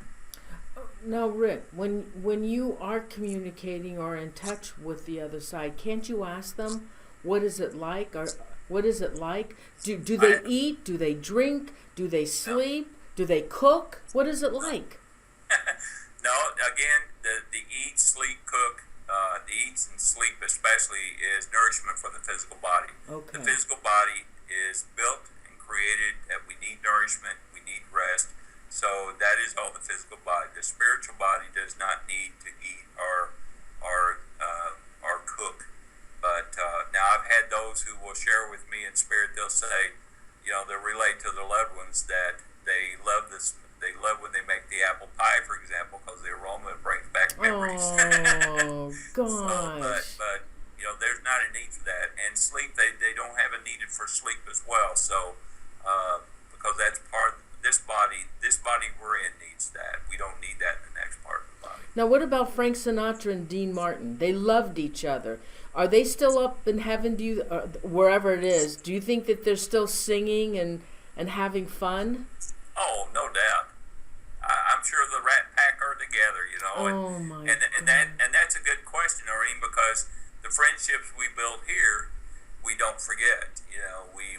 When we go, especially when we go into the next part of life, if we build a good, strong friendship here, it's going to be carried on to the next part of life. There's a reason for friendship. There's a reason for building friendships. One of the things I share in the last 15 years is I share when I speak in schools and colleges that when I speak to the students, when a door opens in your life, it's a door of opportunity. Follow open. Don't stand there and ask why the door is open. Walk through it. It's guiding you, because it's given you a tremendous opportunity. The last 15 years has been an amazing, phenomenal life for me. It's been just absolutely, I never would have thought. But probably the most exciting and the inspirational thing for me in the last 15 years, Noreen, is literally the thousands of individuals that I've got to meet. I probably would have never met in my life. But because of this, I've got to meet so many new friends, thousands and thousands of new friends that I've probably would have never met in my life, just like you and I. You're my friend. Aww. And we may have went through life and never met each other. But now we know each other and we've created a friendship. Oh, thank you, Rick. Thank you so much. That is really sweet thing to say. That's a really sweet thing. Thank you. Oh, okay, hold on. I got some more questions for you. Okay. 2X Angela 108 wants to know, what is Rick's take on aliens? Well, I've been told I am one. No way. Really? Okay, now wait a minute. Okay, now let me say something. They say that those that have been abducted by aliens come back with gifts. Psychic, medium, whatever, clairvoyant, whatever. Have you been abducted? I have not. Oh, okay. Well then, then why are they saying you're an alien? Well, I actually had a comment. We've got an event coming up here in the next couple months, and it's going to be at a location. And this location is very active, and the event manager of that location actually told the owner, we need to get Rick Hayes at this location. She said, because he will give us answers. And And she told me, she said, I told the owner, she said, I was serious. She said, I told the owner, she said, Rick Hayes is not from this planet. And I said, well, okay. But do I believe in aliens? Yeah, I do believe that life is in all forms. I do believe there is life. There are theories that Earth is the only place that there could be a life form. I don't believe that. I believe there's life in other forms as well. We are aliens to other planets, and those in other planets will be aliens to us. Now, Rick, I don't know if you've heard this, but I hear this all the time, where people now are believing that aliens are demons. Have you heard that? Well, and again, I'll go back to saying that if we all believed and thought the same thing, we would never learn. So it's a matter of choice whether to believe that or not. I don't. I'll just say this: if we went to a different planet, if we came to another planet, we would look different. We would probably act different. To them, we would probably be considered, demonic, because we're not like them. And unfortunately, that's the problem with society here in this world, is that we tend to want to put a stereotype on an individual just based on the way they look or they act or what their thoughts are. We're all one. So I don't believe aliens are demonic. Okay. River wants to know, what does Rick think about using magic? I do some good card tricks. I'm just wondering if River is also thinking about those that use rituals. Yeah, into the black. And again, rituals. I don't disrespect them. If you feel that a ritual is something you need to do for your own self and your own belief, that's fine. Things like smudging and things like putting salt around your home and doing certain rituals, that's some believe that helps assist those in spirit in some way. That's to me, that's more of, you're doing it for your own self. You're doing it for your own confidence building. For example, putting salt around the house. I went to several years ago. I went to a place where I literally pulled up. They had a line of salt all the way around their house, and I knew what it was about. And I asked them, I said, are you having some pest problems? And they said, no, we were told by someone that we need to put salt around the house, because then that way it would protect us and wouldn't allow the negative energies to come across. And I looked at them and I said, wait a minute. So they can't go across this little dab of salt here, but yet they can go through walls anywhere. I said, how did you feel? I actually asked him this. I said, how did you feel when you did that? And I said, did you feel protected? And they said, yes. And I said, that's all that matters. As long as you've got that mindset that you feel protected, that's all that matters. If it worked for you, that's all that matters. Yeah, I've been told that before too, to put salt around the windowsills, the perimeter of the house, to keep out the evil. But you're right, I never thought about that, what you just said. Yeah, I don't want to, again, I'm trying not to be disrespectful, but there's just some thoughts, and I'm sharing my own thoughts. But I had a family that years ago that were devastated over a loss of a loved one, and they invited me over. And when I left, they were completely in a different mindset. They were still in grieving, but not nearly as what they were. Their happiness was restored in themselves, knowing to go on, and their loved ones around. And about a year later, I was talking to a friend of theirs, and I asked them, I said, how's the family doing? She said, it's awful. They're terrible. She said one tried to commit suicide, and she started telling me I said, what happened? I said, when I left, and even a couple weeks after that, they were telling me how they felt so much better, and they said, well, they contacted a member of their clergy, and the priest told them that I had brought in evil spirits into the home, and he told them the first thing they need to do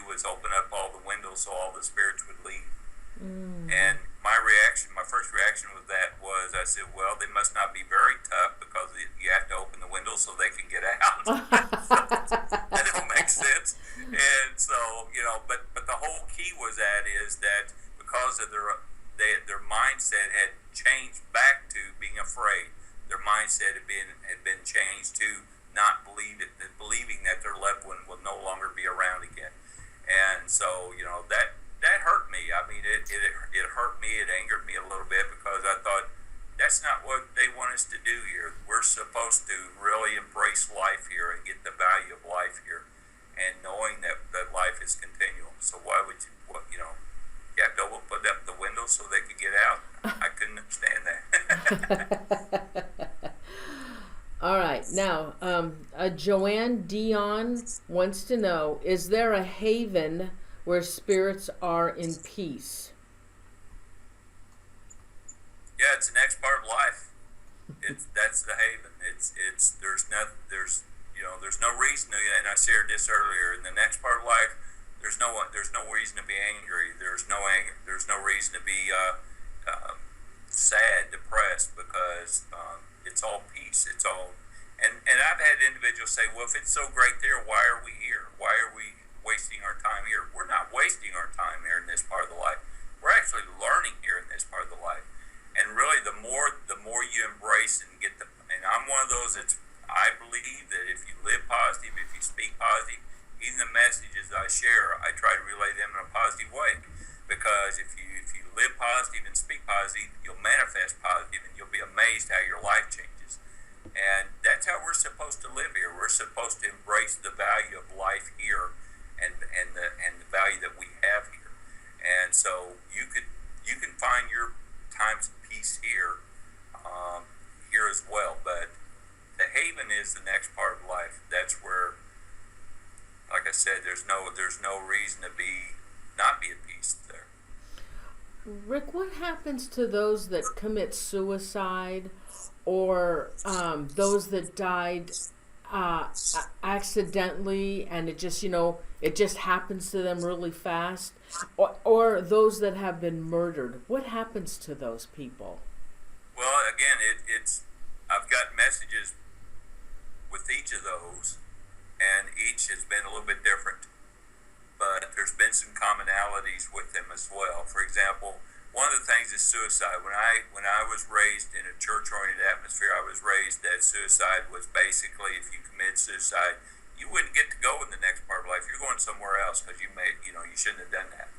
And it really bothered me because it's like, well, if you make one mistake and you're automatically kicked out, And so, and then as I continued connecting with those in spirit and actually connecting with those in suicide, I understood that yes, they made that choice. Yes, they didn't get the full learning here, and yes, they are learning now in the next part of life. I call it going back to school for them there, because they get to see what maybe the learning experiences they would have had here. But it's different. It's different scenarios. I mean, I've those that are a lot of the times, if it's tragic, and when I say tragic, like a murder or an instant car wreck, accident, for example, we're not meant to go through excruciating pain. And when we get to the point where our body, our physical body, is going to go through excruciating pain, our spirit transcends. We leave the physical body. We transcend. We do not feel the pain. So a lot of times they'll share with me it's instant. They're immediately out of the body and something like that. But I've had those as well who have, for example, have chose to, maybe they have a disease in their body and have been in the hospital for some time. The spirit will remain in the body because of their choice, because they want to have a connection with the family in a sense, or the family can be connected with them in a sense through the physical body. So it's different experiences for each one, but there's some commonalities. One of the commonalities with those three that you mentioned, Noreen, is that it seems like it's very instant, very quick in the transition. With those, if you knew someone that had committed suicide and was a friend of yours or was murdered, Would you have tried to connect with them to help them in any way? Do a lot. I do private consultations, approximately 5-6 days a week, and when I'm not traveling, and there's quite often I'll have family or loved ones who are, that come to visit. Now, I'm not one that I share this. When you come to visit with me for a consultation, I'm not one that immediately asks you, who do you want me to connect with, or what questions do you have? I feel like our loved ones around us, I let them come to visit with us, and I let whoever comes to visit, they know the reason why they're visiting. And I've had many who have came to visit with us who had committed suicide, with what our society calls committed suicide, and begin sharing some validation, some messages for the family. And what they're doing is to bring comfort to them. And it continues to be scheduled. Oh, in these suicide cases, do they all have the same message? They all tell you the same thing? Is there something in common? No, there is some individual differences for each one. A lot of them will share because a lot of their family members will have the discomfort of wondering if they went through pain or what they felt when they was doing this. And it seems like a lot of those loved ones in spirit will share how they felt. They may share why the reason they did what they did. They may share that they share things to give them comfort is what they do, and that seems to be the commonality. They will share that, for example, they may share that it was instant, like we just talked about, and that I've had those. I'll use this as an example. I've had one real recently that chose to complete his path here by shooting himself, and he immediately shared with their family that all he remembers is his finger on the trigger. He didn't hear it. It's almost like he didn't even hear the sound of the gun going off. That was how quick it was. And so he gives them validations to let them know that he gave them validation to know that he didn't suffer. Rick, when you go into haunted locations, say the Valeska house or the Sally house, especially the Valeska, I've been always curious about that. What do you pick up? Are you able to pick up those that were murdered in that house? Were you able to pick up the killer who killed that family? Yeah, it's almost like, for me, it's almost like going back in time. I start seeing visuals of, like I'm literally there during that time. Another home that you were talking about that I it's can't think of the name right now. The Sally Lizzie house? Lizzie Borden. Oh yeah, Lizzie Borden. Okay, so what did you pick up on Lizzie Borden? I immediately went to the basement. And I immediately began, and I didn't see the entity, but I began hearing how what was going on down in the basement, how it was washed, for example, and why they went in the basement when they did. And I've been there twice, and both times I have received the same messages. And it's almost like, didn't you get it the first time? Here we go again. So, really? But it's is it Lizzie sharing me these things? I kind of feel like it is, because there are some things about the basement that individuals have shared with me, validated later, that yes, they have documents that this is what they found and things. So there was things going on in the basement, not just upstairs. No, I was taken to the rooms where the individuals were found. I was shown how, we tend to look at it that she came above her head and came down. She actually was showing me more like this. So Lizzie like, Borden? Did she yeah. kill them? Yeah, I was being shown that it was being like this. Yeah. Oh. I don't want to. I don't want to. I don't want to. It's history, and there's no validation for what I share, but I do feel Lizzie knows what happened and who did it, and she is the one that probably will say that I was the one that did it. So she killed people. So when you die on the other side, nothing, just because you kill people, nothing happens to you? Well, again, you went through an experience. You went through an experience by your own choice. She chose to do that. Now, when I grew up, early in my life, I was told if you did something like that, you were not allowed to continue on life. Right. That was the physical body. That was a spirit in a physical body with physical emotions, physical challenges, and she was taken out of the physical body, going to the body of spirit, which is pure and whole. And does she remember that experience? Absolutely. That's a learning experience. Is she learning now? Absolutely, she's learning. I always share this. People ask me, we haven't got to that yet, but people ask me, they say, is there a hell? I have researched that myself from reading and researching, and not just when the scriptures were written, but also the history of that time. I have a different feeling on hell, but I always share this. Live life so that if there is, you won't be there. Oh, awesome. Yes. I'm not going to take any chances. I'm going to live so that I won't have to worry if there is or not. Now, have you ever been asked to work with any police departments on solving cases? I'm working on a few right now. I don't publicize it. It came to me. When I first started, I didn't reach out to it and start saying, I'm a medium, you need to do this.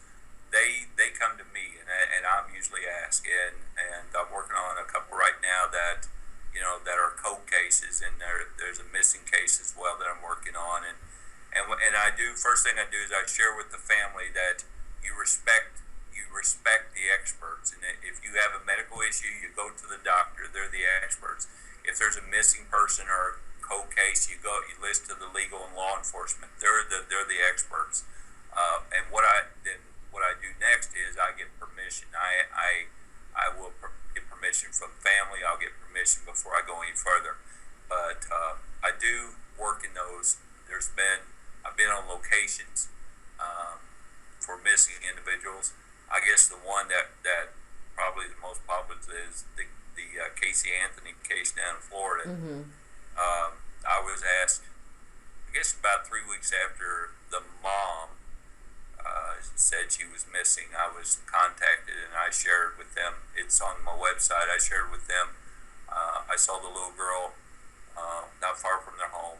I saw birds above me. I saw a dumpster, which meant she was near a building, and I also saw something over her mouth with a heart. And of course, they found her. And unfortunately, some of the validations I shared were true, so were validated. So, but it's hard for me. I'm one of those that I share with everyone. If you show me a speck of blood, I pass out. You're going to have to pick me up and carry me away. And I've had those where I'll start seeing what happened, and I'll start seeing everything. I'll start seeing the body, and I'll describe it. And I've had instances where they'll give me an envelope, and they'll say, take a look, and I'll say, what? And I'll say, what is it? And they'll say, it's a crime scene photo, and I open it up, and I literally get weak-kneed. I almost pass out, and I say, take it back. And they say, well, you just described it. And I said, that's different. All right. Oh my gosh. Okay. Let's see. Mama Joe Buffalo woman wants to know, how do you know where to use your abilities? Well, to me, me, it's a part of life. It's, you know, you get up in the morning, you walk, you go to the kitchen and you eat with your mouth, and you speak with your mouth. It's natural. It's normal for me, and so I will utilize my abilities. Most often, I'll utilize my abilities whenever I am focusing on, like I shared with private investigations or private consultations. I know that I'm to connect or visit with those loved ones in spirit. There'll also be times that I'll be, like I shared earlier in the show, I'll just be in a store and there'll be someone there with someone. It's just normal. It's a normal thing for me. It's been with me all my life, and I just accept it. All right, another question from Nancy Soplavita. What is the scariest event that ever happened to you as a psychic medium? Wow. Probably it wasn't so scary for me. It was with the producers and those that was with me. We did a show for Sci-Fi several years ago. It's called Possessed, and we was in this historic home, and the producers we was in a room, and I shared with them the next room was their father's room, and the door was closed, and I said, but we're not. He doesn't want us to go in there. That's his room. We should respect that. Well, the producers immediately started sharing, let's go in there. And I said, no, we shouldn't go in there. And they said, no, let's go in there. We do some filming in there. Tell us what you're getting. Well, if you see the show, and it's shown on Sci-Fi every so often now, if you see the show, I'm standing like at the threshold of the door. I'm half in and half out. And all of a sudden, this door just literally slammed so hard, it sounded like the hinges came off the door. It scared me because of the noise, the loud noise that happened. But I'm telling you, I've never seen producers jump so high in my life. Oh. And that was a scary moment. I have had times where I've been something would happen and it would kind of would catch me off guard. For example, I'd be in a place we're investigating, or I'm assisting investigators, and we've had accidents happen where we may hear someone behind us, or we may hear a voice right next to us say something very loud. So even with my abilities, I'm still in a physical body, so I still can get jostled every once in a while. Okay, Griffin Corcoran. What happened to the departed souls in the 9/11 attacks? Yeah, that was tragic. I'll just share this. I was contacted by some of the not many, but there was a couple families that had a connection with individuals in there. From what I get from those that I spoke with, there were some that was instant, like we just talked about earlier. There was some that spent a little bit of time, because they actually was telling me about the weird taste of the vapor or the smoke that they were tasting before they transcended. So there was a little bit of time before they transcended as well. But they've all transcended. That's a good thing. They're all in the next part of life. Oh, that's so sad. Okay, Bassett, 1945. Do spirits, loved ones who passed, know when you are sad or thinking of them? Absolutely.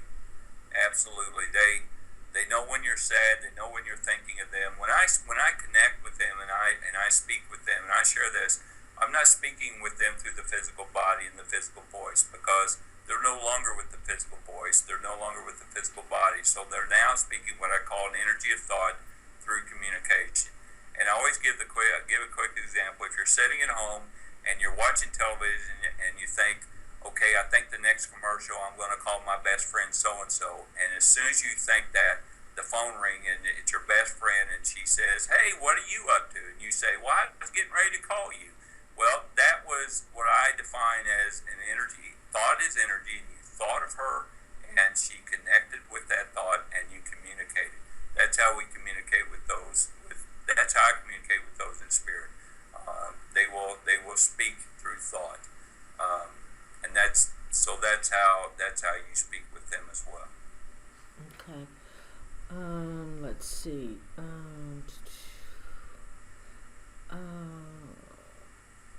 Okay, hold on. There's so many. Did I answer her question? Well, I think she wanted to know.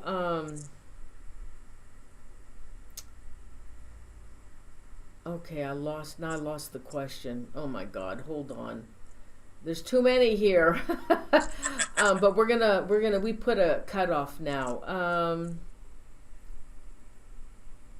Now did the spirit intervene here as to where the when she was thinking of her friend that the friend called, did they say, oh, you got to call so and so?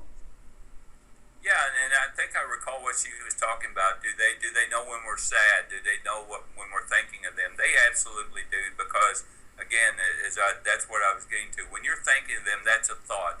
They know your thoughts. They know you're thinking of them. And I always share this too. You don't need someone like me to talk with your loved ones in spirit. They hear you. If you want to talk with them because they hear you. You don't have to talk out loud. If you want to, you can, but you can just through thought, through thinking of them and just saying, I miss you today. They hear that, and so know that. You don't need someone like me. I every day, we get it every day.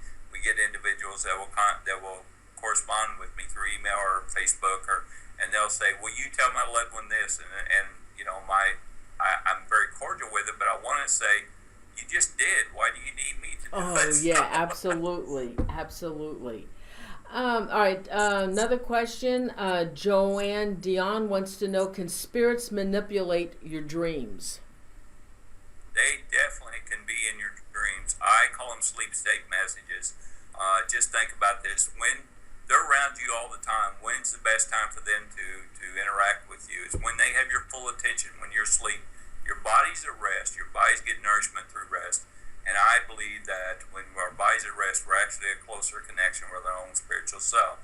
And our loved ones in spirit, they know that that we are paying attention to them, basically. So I share that if you have a loved one in your, what you define as a dream, if you have a loved one in your dream, know that you're connecting with them. And I have those individuals that will say, well, but I can't remember. When I wake up, I forget. I remember having them in a dream, but I forget what they say or forget what they look like.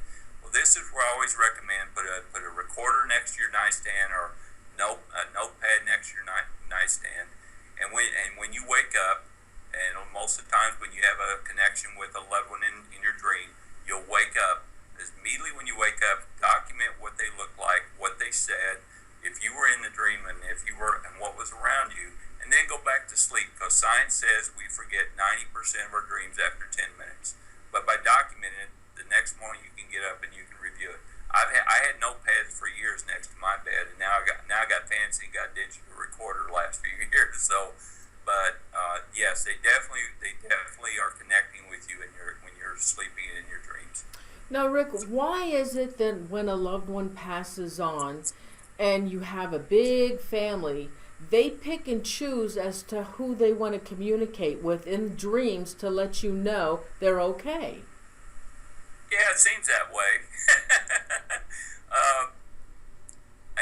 It's more of us as an individual. They're not really picking and choosing. I've had those who will be here and say, well, my sister always get dreams and I never get dreams of them, and we always knew she was the favorite, you know. And I always relate, no, it's probably because she's accepting the dreams more than you are right now because of grief or whatever. It's not that they're picking and choosing. Well, I guess you can say because they're wanting to connect with those who's going to have a connection back with them. And what I mean by that is who's maybe at a position in right now. Grief has a lot, can affect the body physically, mentally, emotionally. And sometimes it blocks us from actually getting connections from our loved ones. And so they're picking and choosing only because they want to get a message to everyone. Okay. Karen Hurst wants to know, are spirits worse when it storms? Well, again, it makes a great background scene. But you know, again, this goes to the energy of the lightning and the thunder and the energy. Does it manifest more activity? It could, I guess. I've had those individuals who, and it happens with me a lot when it seems like when I'm on investigations or when I'm in connections, video recorders, things just drain on around me. I mean, before we got on the show, we had some issues, and it just happens. Now, there's some theories out there that believes that they are they're sucking that energy basically in order to manifest. They don't need that energy. That energy in a battery, for example, is man-made. They have their own energy. I feel like when they're doing that, all they're doing is simply they're saying, "Here, you want to know we're here? I'm gonna make your battery go drain so you'll know I'm around." They're not needing that energy to manifest themselves. Mm-hmm. But lightning, thunder is an energy. Does it create activity? Well, I know when lightnings and thunders around me, I'm a little more awake. So. Okay. Okay. River wants to know. Let's see. What about people that die who have no idea they died? Oh, they do. Oh, they do. Yeah. Why wouldn't they not know?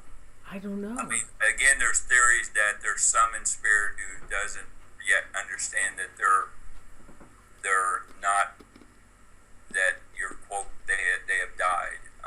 But it's like when you wake up in the morning, you know you're awake. When you're asleep through the night, you're not aware that you're asleep, but once you wake up, you're awake. When you transit to the next part of your life, you know you're in the next part of your life. Oh, you now, do. There's been some, and I will say this, there's been some, those loved ones in spirit who have questioned what happened, or question of what happened, why am I in this next part? What caused that, for example? But they know they're in the next part of life. It goes back to The Others. We talked about that movie earlier about The Others. That was a great movie. I really enjoyed it. I've watched it several times, but I've never had a loved one in spirit come to me and say, "Can you tell me, Rick, if I'm here or not?" So when somebody's in a car accident and they die instantly, they know that they have died. Yeah. Okay, that's interesting because I think a lot of us always heard that they don't really know because it happens so fast. I mean, I've heard that many times, but that's very interesting. Okay, what about unborn children? There's still a body of spirit. The body of the spirit is created before the physical body. And I share with the mothers that the moment the child is created in the womb, you are the mother of that child. And even if it didn't get to walk on the earth, it is still your child. And there's been other times when individuals have asked, well, why didn't they get to live a full life? Why did that happen to them? Well, think about, and I share this, if a child lives for just for maybe 6-8 months, think about the 6 to 8 months that child brought to your life. It fulfilled your life in some way, and it had a full life in its own way. We tend to define a full life as being 89 years old. It's all what you do in the time frame of your life that makes it full. It's the same thing with the child. If a child wasn't born and walked on the earth and remained in the womb of the body of the mother, during that time of that mother having that child within it, gave that mother a connection, give it a feeling, and it brought something to that mom's life. I wanted to ask you, can a palm reader, can a palm reader actually predict your death? We're not supposed to do that, by the way. No, I know, but it happened to me when I was 21. Yeah, I kind of cringe a little bit when I've had individuals come in. I had an individual give an example that shared that she went to a psychic medium and she told her that she had 6 months to live. And I looked at her and I said, "How long has it been?" She said, "It's been 1.5 years." And I said, how was your life in those 6 months that she told you? And she said, I was scared. She said, I was living in fear. She said, I was crying all the time. I was depressed because I didn't think I had much time. I didn't know what was going to happen to me. And I said, how did that help you by telling you that? And so, we're not to share, even with these abilities, we're not to share when the time of completion is supposed to be. Now, I will define that a little bit more and say this: I've had those loved ones who have shared with me that there may be a loved one of the family, for example, is nearing the time of transition. Not giving me a specific time, just saying a nearing time of transition. And this is where I relate to the family: embrace that loved one. I don't say don't have much time. I usually say take time. Spend more time with that individual, because it's going to mean so much to you. And it's going to mean so much to that individual, and just embrace those moments that you have with that individual. So, but we don't. Yeah, when the palm reader is saying this is the year you're going to prove her wrong. I'm trying, Rick. Believe me, I'm trying. Prove her wrong. You can prove her wrong. All right, Starry Night wants to know: do the mentally ill regain their sanity upon death? Absolutely. Yeah. Again, the mentally ill, that is a physical challenge on this earth, in the physical body and the mental and emotional body. So it is left in the physical body. When you transcend, you're in a complete, whole, pure body, and all those afflictions of the physical body is left here. I'll even share this one step further. I have almost every time I'm around an individual that is going through a challenge as she just described, I will actually see at least an angel around that individual. Oh. And it makes so much sense to me. And first of all, if you don't believe in angels, you better start believing, because they're real. And in one of the books I wrote, I call them God's upper management. But it makes a lot of sense to me, because when that individual was born and had these challenges, it's almost like they have an angel saying, we're going to help you through life here, and we're going to be here for you. We all have angels around us, and they help us, and they help our loved ones in the next part of life. But these individuals have a special. They get the special angels, I guess you call it, where they get to be. And I always see at least one angel around one of them. Okay, Rick.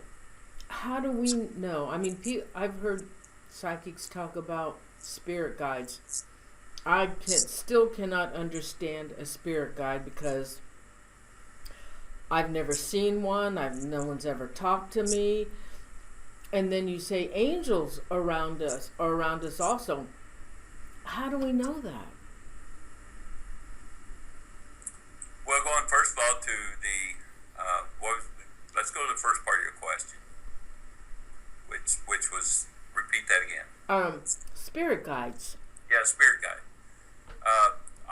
When individuals ask me about spirit guides, I always share this: who better to guide you in spirit than those who love you and care about you and know you? And so, could I call my grandfather a spirit guide? Absolutely. He's in spirit. He's been guiding me through my life. And so, do we have those in spirit that may not have a family connection to us, that is helping us just in our life for some particular reason? Absolutely.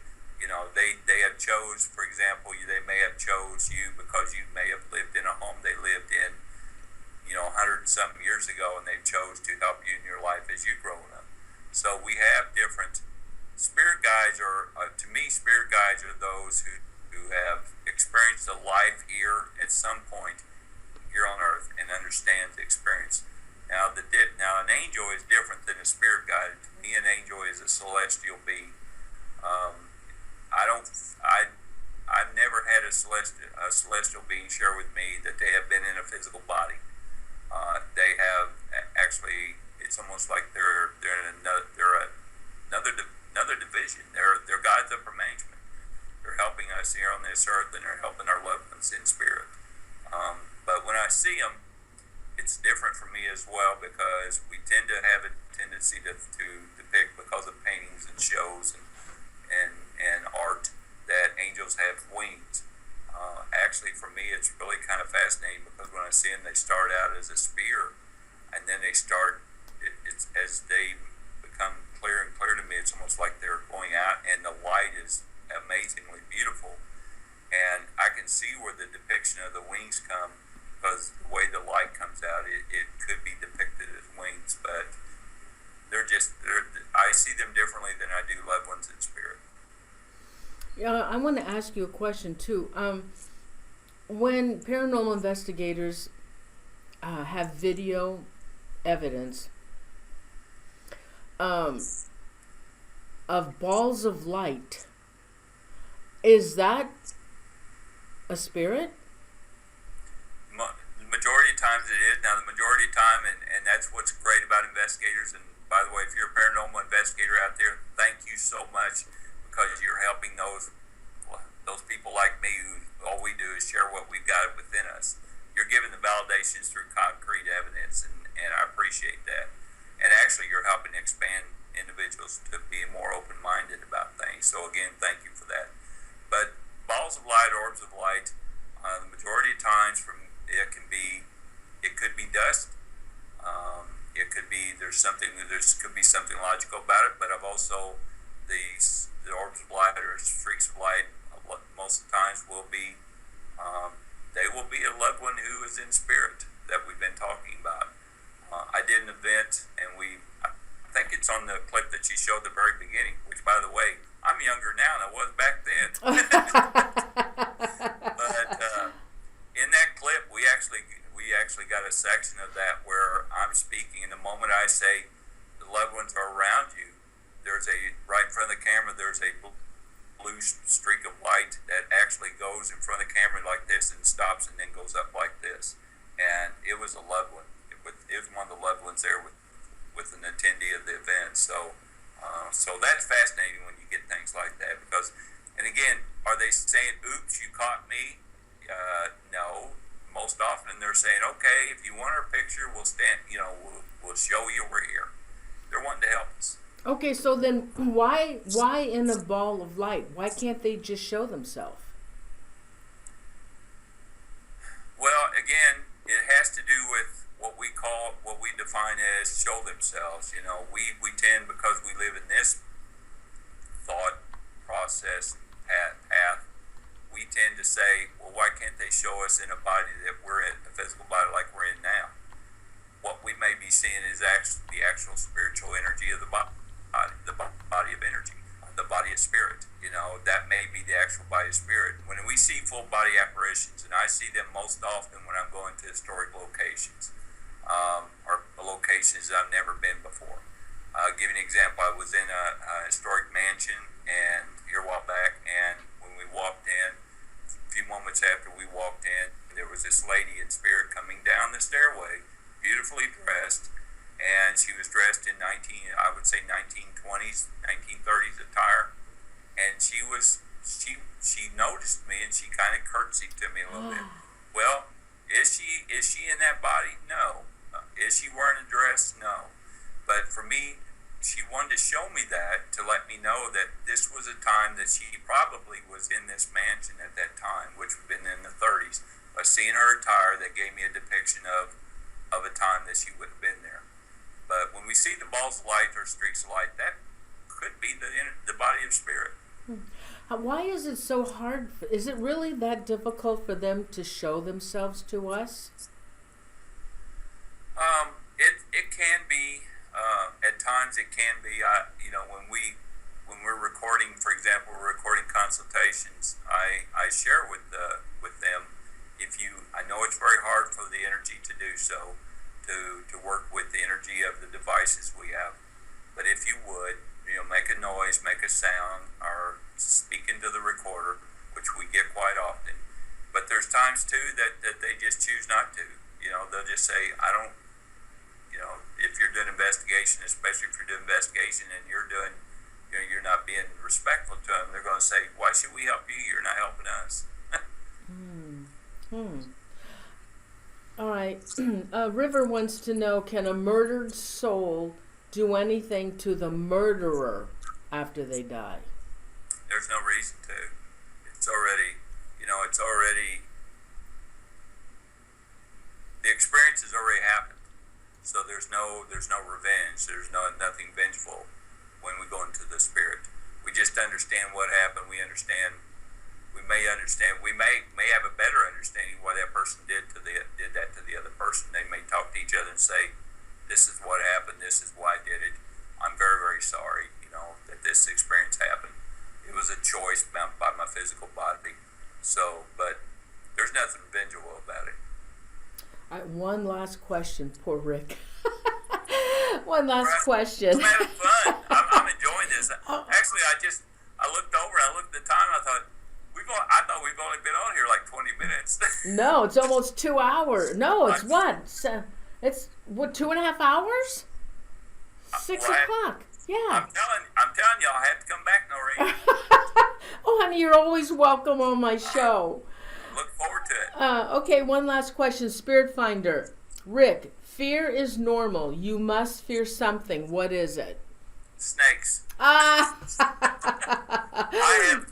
telling you, all my life, I've had people ask me, they say, "Have you ever been afraid?" And I use this word. I don't like using it, but I'll use it. They say, "Have you ever been afraid of death?" I've never been afraid of death because I know there's no death. I know we simply go into the next part of life. I've never been afraid of that. What I am afraid of is snakes. If you put a snake in, I can go into a location where it is just full of paranormal activity, and it doesn't scare me. But if I walk into a room and there's a snake in the room, I will be 10 miles down the road before you blink your eyes twice. Oh my goodness. So everyone listening right now, if I ever see y'all, don't bring a snake with you, all right? To see how fast I run. Rick, I had so much fun with you. Oh my gosh. I had to. It's been a real pleasure, and looking forward to revisit and the questions. I love when we talk and share thoughts, and that's how we learn from each other. I love it. Now I have a picture of your books, and these books can be found on getting feedback. Amazon.com. Yes, Amazon, Barnes and Noble, Books A Million. I'll actually be next Saturday. I'll be at a Books A Million in Indiana, for a book signing and a lecture. So. And I have the banner from your website. You want to tell them about your website? Yeah, it's LifesGift.com. Just go there. You'll find out you'll find the information, what's going on. We got a lot of exciting events coming up. I speak all over the country. I'm actually going to be. I think that I'm going to be besides the book signing. I've got some other events, but one of the events I'm excited about is I'm actually going to be at a college in Pennsylvania, York College, and I'm very excited for that because whenever I get an opportunity to speak to what I call our future generation, these individuals they just inspire me because they're wanting to learn, and it's just when I speak in the academic locations, I mean it's just a lot of fun, and it's inspiring to me, and that's going to be I think October 7th. Awesome. So I'll be there. So just go to the website and it'll have all the information there. I'm also I also Facebook every morning, so Facebook me. Yes, under Rick Hayes on Facebook. Well, Rick, honey, thank you so much. Best wishes on all your events because I know you're very popular. Everybody wants you, and I'm thrilled that you came on my show. I'm just thrilled. Thank you so much. Thank you, Noreen, and I always end it with this.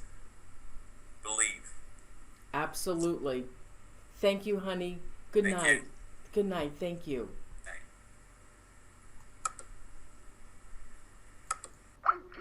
Oh my God.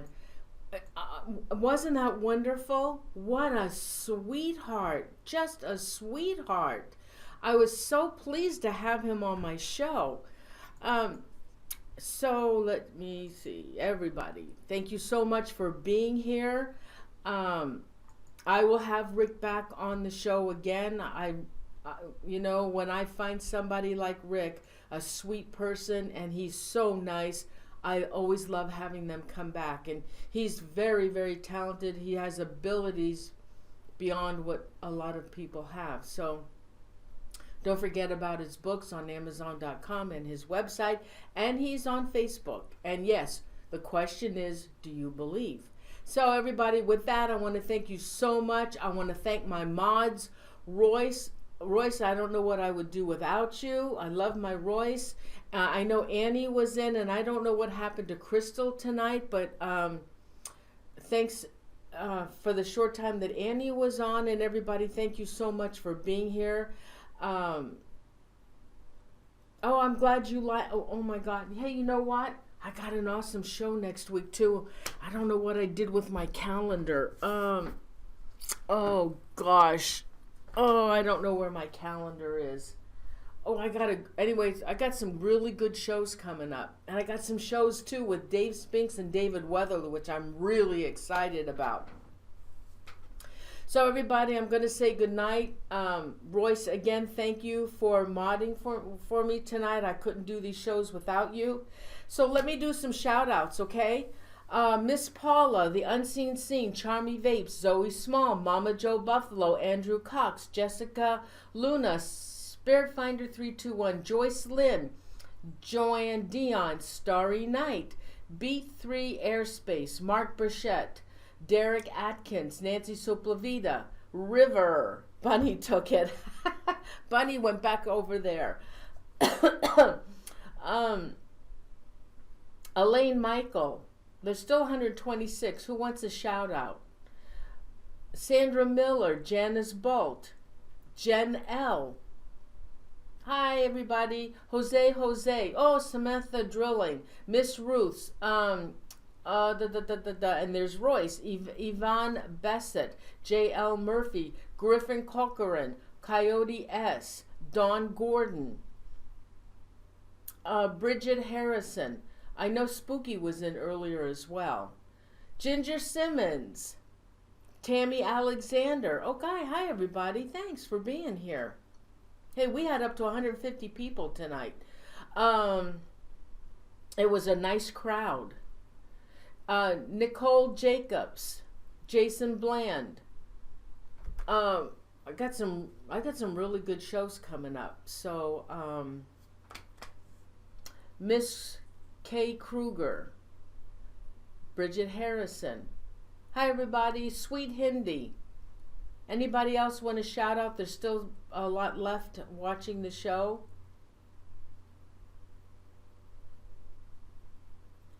You don't gotta go home, but they can't stay here.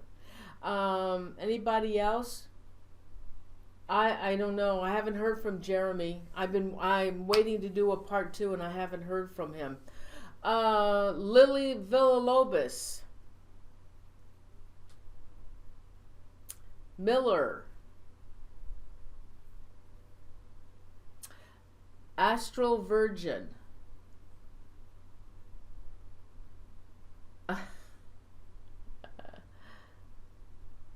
Yay, yeah, of course I do shout outs. If you guys come into the chat room, now somebody wanted a shout out and I forgot to take a note of it. Susie Farrell, I thought you were at school.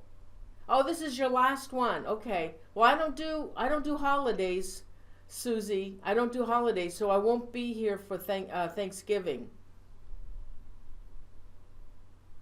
Oh, wait a minute. Okay, hold on for a minute. The horsefly. Okay. The horsefly is over with on Paranormal Zone TV. It's run its course, and I think they're going to continue on with it, and I wish them the best of luck with that.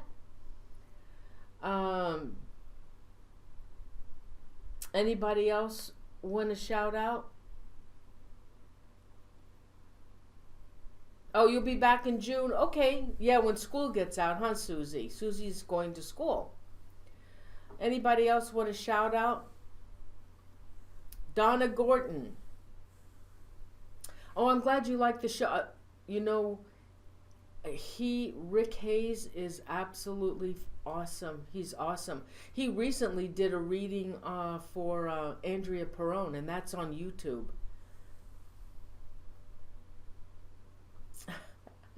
Anybody else want to shout out? A Real Psychic, I saw that they were in earlier. River Cox. Anybody else? Anybody else want to shout out? Jessica Luna? No, Ruth, honey, I stopped doing paranormal investigation. Too many problems. Too many. I've had 3 attachments and I don't want any more. And thank God they were taken care of because it was bad. So I stopped doing paranormal investigating. No more for me. It's not worth it. And it's extremely dangerous. And not only that, it got very expensive. Here in California, it cost a fortune. And because we only did historical locations, and it cost a fortune to go to these historical locations. And the most expensive are state-owned properties. It's $1,500 to go to a state-owned property. Plus, you have to have $1 million insurance policy, and you have to pay for the ranger's salary. So even if you go to haunted, the other historical locations like hotels and whatever, they charge you. I mean, it got ridiculous. But the worst part of it is the attachments. I don't ever want those again, because I'm telling you and I forgot to ask Rick about paranormal attachments. It's not good. It's not good. Your personality changes. You feel yucky inside and you don't really understand what's happening. It's a really bad feeling. So anybody who's thinking about doing paranormal investigating, my suggestion is stay away. It's not good. Suzanne G.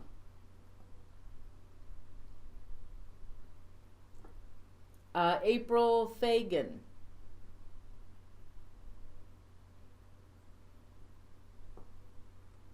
The horsefly case ran its course, as far as I'm concerned, and but they are Carissa and Phil are going to continue. They're looking for another host, and Joy Warner. Hi, they're looking for another host and another channel to air their show on, and I wish them the best.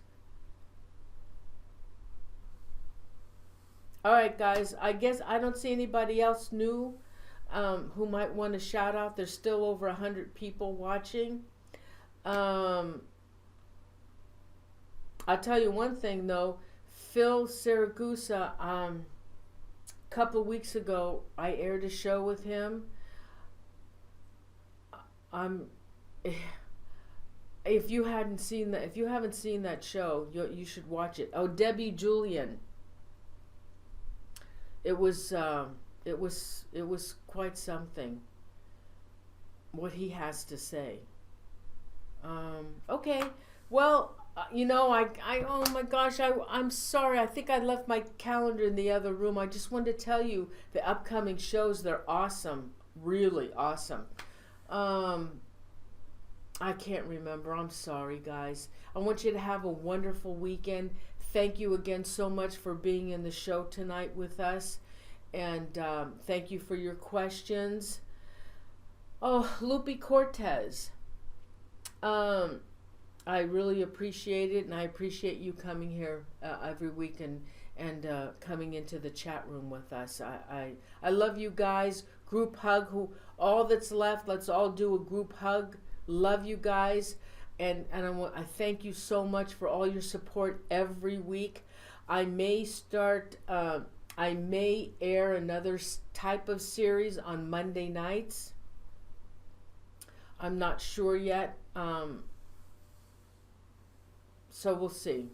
We'll see about that. I have something in mind. I may do my ghost story on Monday night, where viewers come on and tell you guys, the viewers, their ghost story. I've been thinking about doing that for a long time.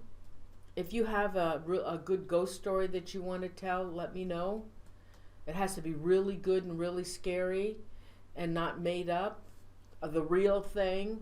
And if you have any evidence or anything, any pictures or anything like that, let me know. You can message me at Paranormal Zone TV at gmail.com, or you can contact me on Facebook. I might do some ghost story from the viewers. Okay. Okay. And so anyway. Anyway, you guys have a wonderful weekend. My weekend starts tomorrow, and I'm really excited. I have date days with my husband, Tuesdays and Fridays. I have him for 24 hours. He's all mine.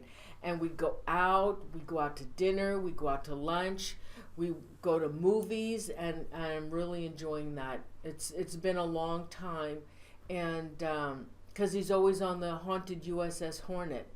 And so I made him promise 2 days a week, or 24 hours are mine, and then the Hornet can have them. So everybody, group hug. Jason Bland, group hug. There's Real Psychic. I love you guys. Have a wonderful weekend. Be safe. And yeah, I love you. And I'll see you next Thursday. Okay, I'm sorry I can't tell you who's coming on, but it's going to be a good show. So I'll see you on Thursday. Love you guys. Be safe. And if you go ghost hunting, please be careful, okay? Love you guys. Good night.